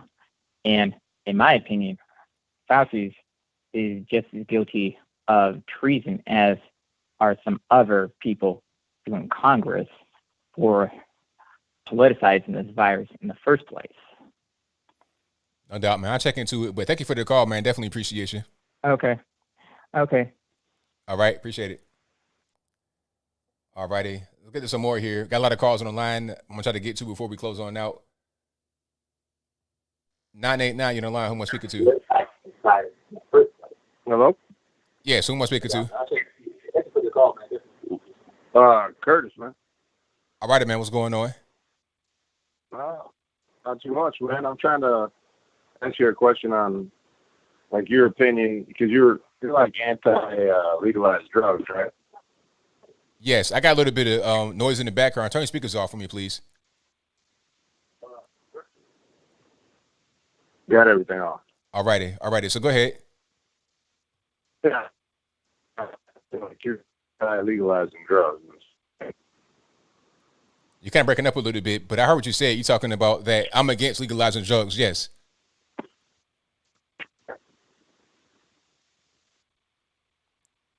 You there, caller? Can you hear me? I hear you now. Go ahead. Yeah, I said you're against legalizing drugs, right? Correct. Okay. Now,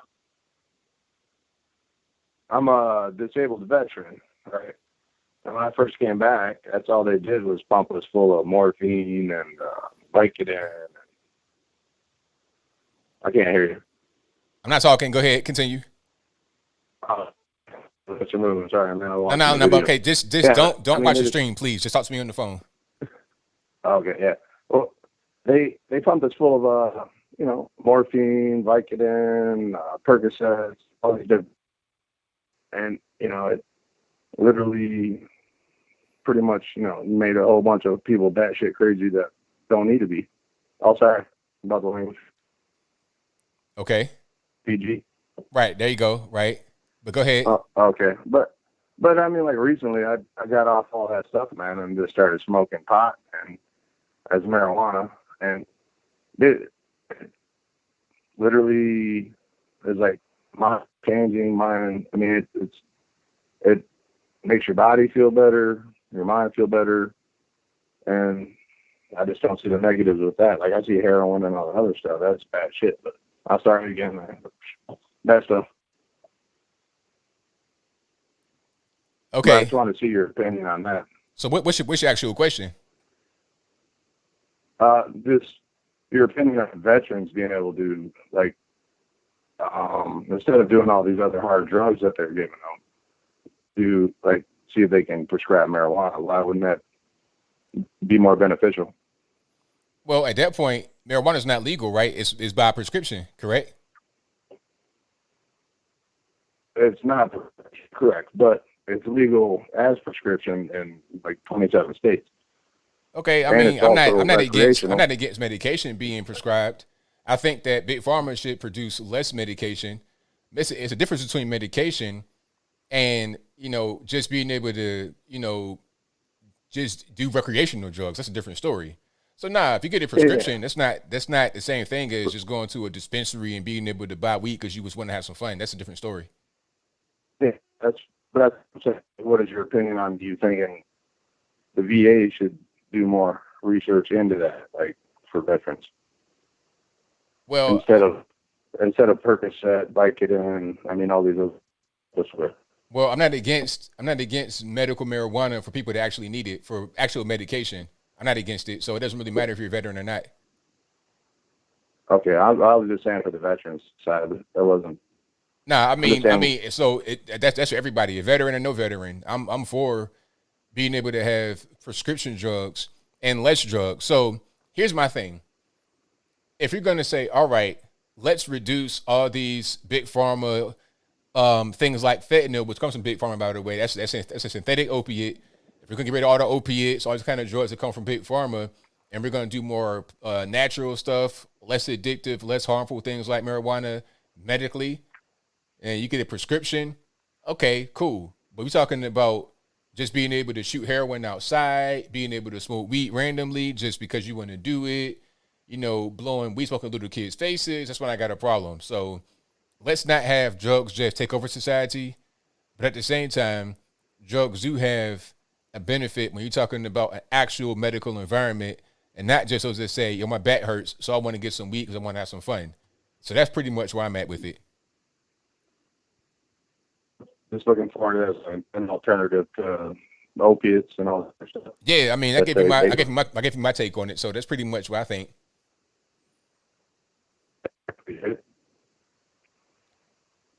I'm sorry, I didn't hear you.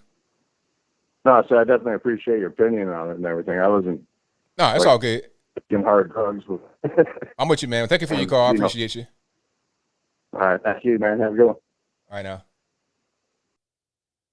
Yeah, I'm no fan of weed or nothing like that. I'm no fan of any drugs. I don't have any drugs in this house. There's no Tylenol or nothing. I don't do drugs.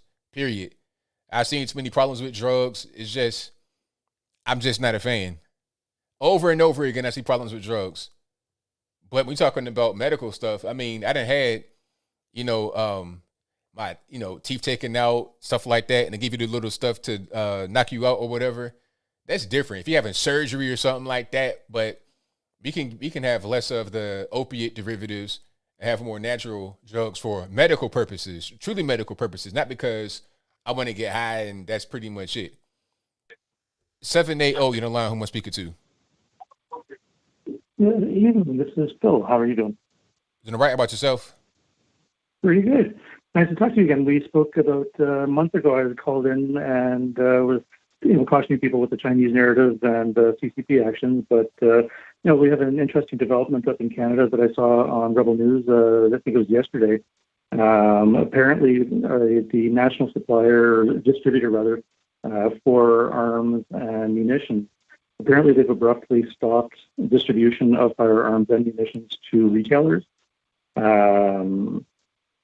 So I recognize Canada's, becoming more socialist. It's happening ahead of the USA, but I recognize that in the States, the Second Amendment is something which is held near and dear by many conservatives.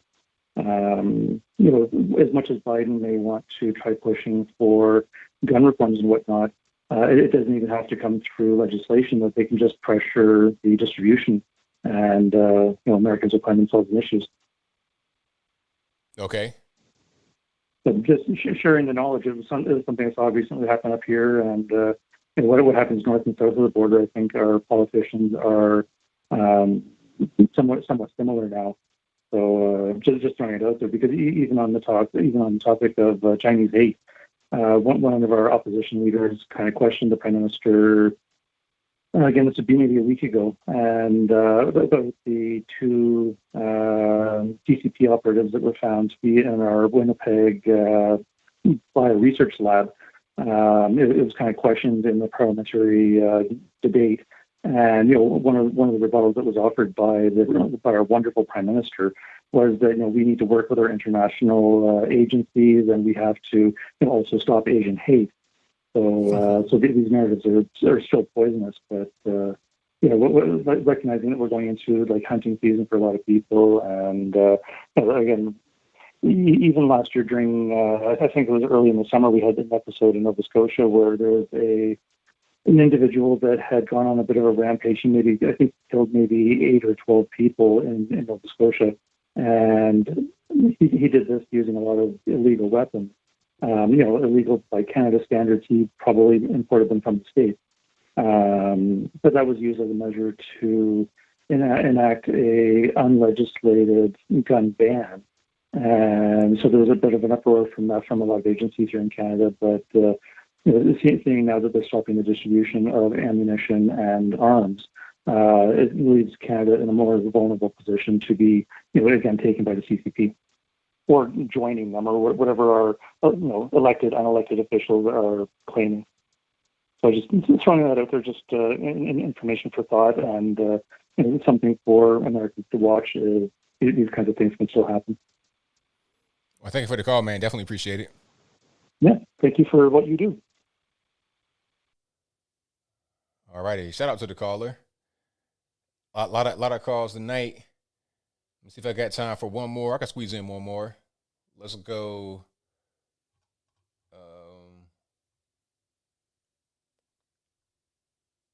509, you're on the line. Am I speaking to?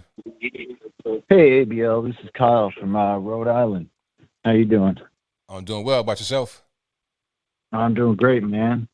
So I just wanted to mention to you, I don't know if you heard about this, but Swift Airlines, otherwise known as iAero, it's AERO, they've been flying people basically, around the most southern tourist destination in America right now. They've been going down to El Sal, Guatemala, and Mexico just recently within the past 2 days. And it just so happens that Kamala Harris also is going to Guatemala and Mexico. And they're skipping that, I don't know if you're allowed to say the, border or anything, but they're skipping that destination altogether. They're flying people right over it, and they're having customs agents just process them. Wait. Okay, let's just slow down for a minute. So you have this airline that's flying people from contracted. What we doing? We just going too fast. Okay, so Sorry. There's a contract from what American companies like the federal government. Yeah, it's a subcontractor, basically a third party contractor. So third party. So who's paying for it? The federal government. Yeah, and you can look up on Flight Tracker, and they just put in a 30-day history limit, so you can only look back 30 days now. But you can see these planes, and they're going all the border towns, and then they're flying from border towns, and they got their central hub for lag flights out of where is it? Out of Kentucky.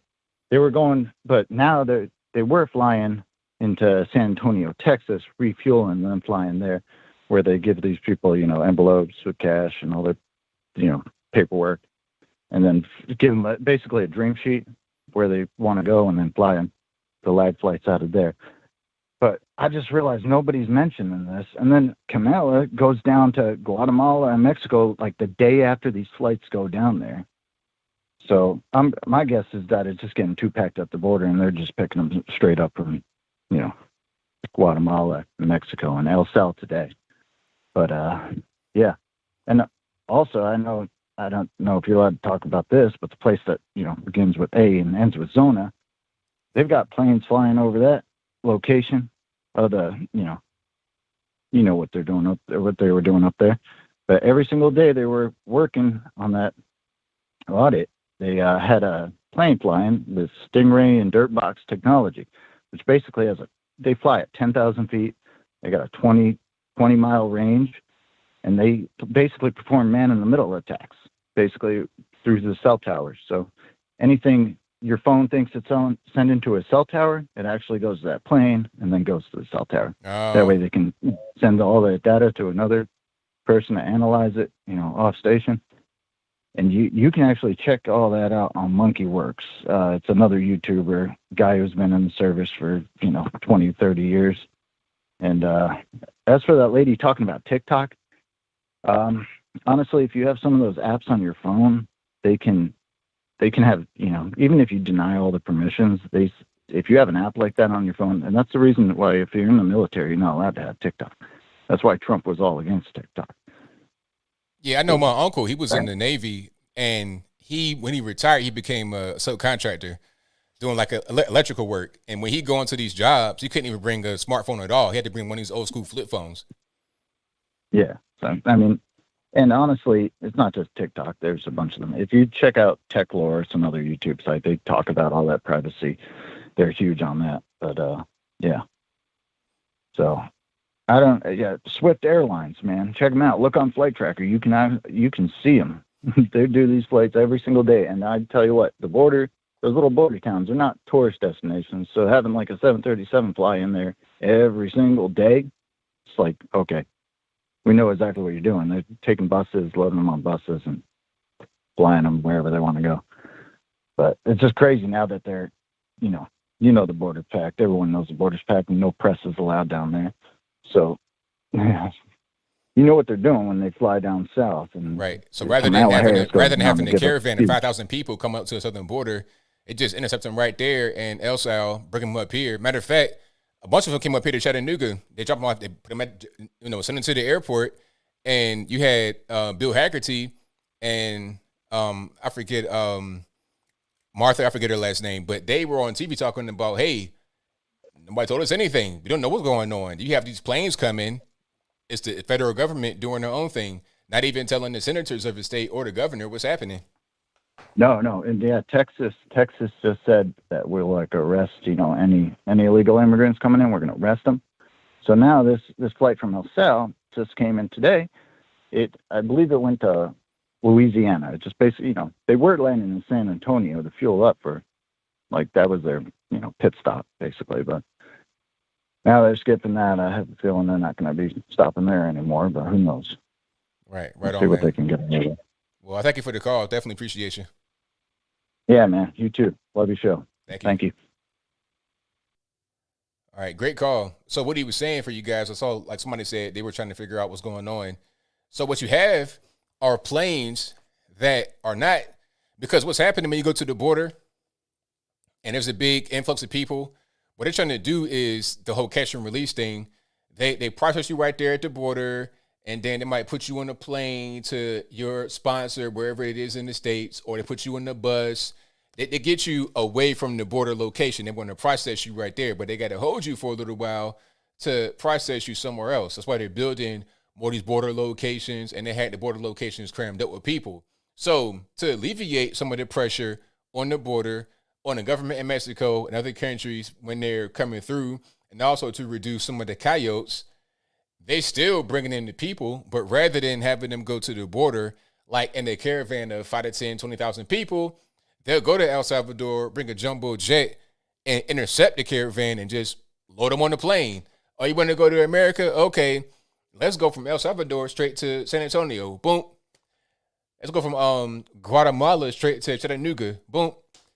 It's already a big community of Guatemalans in Chattanooga, so go right there with your cousin and them. Just bypass the border altogether.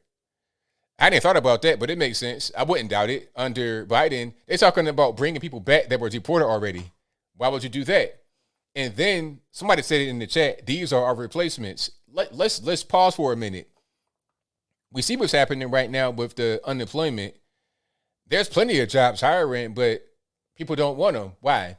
Because they got their stimulus checks and they got the unemployment benefits. A lot of states are trying to roll that back. The federal is just too much. $300 a week, that's just too much. When I was working, I was getting paid $400 every 2 weeks. $400 every 2 weeks when I was like with my first job where I had when I was a kid, like 19, 20. My first job, I made at my max $400 US every 2 weeks. So if you're getting paid $300 a week without working, I mean, come on. And then on top of that, you can stack your state unemployment, plus you kind of doing things under the table. you working halfway. Like a lot of these people, they game the system. They do the unemployment stuff from the federales, the unemployment from the state. Then they at home doing hair, selling weed, selling pills, whatever they want to do. Okay. So what's the point in working when you can get paid more for doing nothing or for doing crime? So since these jobs are available and a lot of Americans are being incentivized to not take it, okay, here comes the illegal aliens and put them right there in your job. You try to come back after the semi-checks run out, after the unemployment benefits run out, you try to go back to working. Oh, nah, Jose got your job. Li Jinfeng got your job because quiet is kept. A lot of Chinese illegal aliens come to the border as well and sneak into the country. When you see a massage parlor and there's 18 Chinese women that don't speak no English, need an interpreter to speak in Mandarin, you already know what time it is. They're coming through the southern border. But I'll move on. Thank y'all for being here. You guys are the best audience anywhere on the internet. I couldn't do it without you. If you enjoyed the show tonight, please give the video a thumbs up. If you are listening on your favorite audio streaming platform, right there, that'd be Google Play, Spotify, Stitcher, Anchor, etc., give me a 5-star rating. Give me a good review. Give me a shout out, a share, whatever you can. I appreciate you for doing that. And if you don't know, this will be available on your favorite audio streaming platform. Link for that will be in the box, or just search on your favorite audio streaming app. If you're on Google Play, Apple iTunes, probably the most popular one, just search ABL Live. I'll pop right on up and subscribe right there. So that'll be a wrap. You got that BOBK MIT Old Country Buffet. Yep. I was going hard Old Country Buffet. I work 37.5 hours, and I knew my hours to the T. You know, that's why people say, oh, if you work 40 hours a week, you shouldn't live in poverty. It's like, please, ain't nobody getting no 40 hours. I was getting 37.5 hours and going hard to get that. $400 US every 2 weeks, and I was balling because I'm young. I'm 20 years old. I don't have no responsibilities really. I don't have no kids. I'm at home with my mom at the time, so I'm going to college. So what do I really need? I got my car. I got a little bit of going out money. I'm straight. But anyway, that amount of money is just way too much. But thank y'all for being here. You guys are the best. Shout out to all the mods for doing what you do, keeping all them trolls in check and everybody under control for the most part. And shout out to everybody that's watched, liked, commented, super chatted, called. I appreciate y'all. I got super chats a little bit here, I think, and then I'm gonna wrap it on up, put the bow on the top. Shout out to Anthony De La Garza, who says, what about that cartoon talking about private parts? Crazy stuff, weird freak stuff coming from the left. Thank you to Original Twin for the keep it up, working out emoji. Thank you to Lou Marlowe, who says SJWs think they are Robin Hood, stealing from men. They're stealing from themselves, really, at the end of the day. That's what's going to happen. Talking about the illegal aliens, you try to go back to your job. Jose got it. Li Jinfeng, they got it. They ain't speaking no English, but they got your job. And not only will the illegal alien take your job, also automation. I saw today, there was an article that said they're trying to, they have an automated McDonald's they're testing out. Automated drive-through. So when I was in DC, what was that? Last year, I saw they had the kiosks in McDonald's. So when you go into the McDonald's, just push the buttons and you get to go, Then they got apps on the phone. So they got apps, they got kiosks. It's going to get to the point where you just put your meal in through the app on your phone, and everybody got a smartphone, right? Put your meal in on the app, pay right there, pull up, and get the bag out the door. And that's it. So, it just cuts down on the number of human employees you need. It's going to be bad when all this government money runs out and the inflation really kicks in. The inflation is here, but it's going to be really bad when it really, really kicks in, when it goes into full gear. But I digress. Thank you to Atomic Tabasco, who says, you missed my super chat Wednesday. Show a photo of Eddie Murphy as butt week, giving the okay sign. Thank you to Datslov and Man Carey, who says, hashtag keep fighting. Hashtag Datslov Man Carey, who says, Iran created the coronavirus and framed China. Thank you to Laura Catherine, who says, I listened to our great president, Donald J. Trump, at the NCGOP convention tonight. Amazing. He said our movement is just beginning. America first. Hey, shout out to you. Thank you for your support. Were you there, aren't you working there with RSBN? Thank you for that. Shout out to Jane Doe who says Newsom would not let Cali quote off quote emergency orders just in case a variant is around the corner. He's got to go. Thank you to Sassy Pickle 82 who says Twitch is a hole to conservatives have to pay to stream on Rumble. Oh, and some beta right now. Your best bet for alternative live streaming is Odyssey. Okay, thank you for that. Thank you to Fear Mantix Fear who says please watch Tom McDonald's Snowflakes. It's legit. Thank you to Chevy for becoming an ABL supporter. Thank you to Laura Catherine that says cultural misappropriation is just cloak segregation. No one is allowed to participate in the culture other than their own.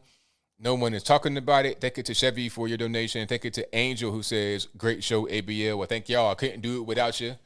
But that'll be a wrap for me. This show will be available on all audio streaming and for replay after I'm done. But that'll be a wrap for me. So until next time, y'all be safe. I'm out. And peace.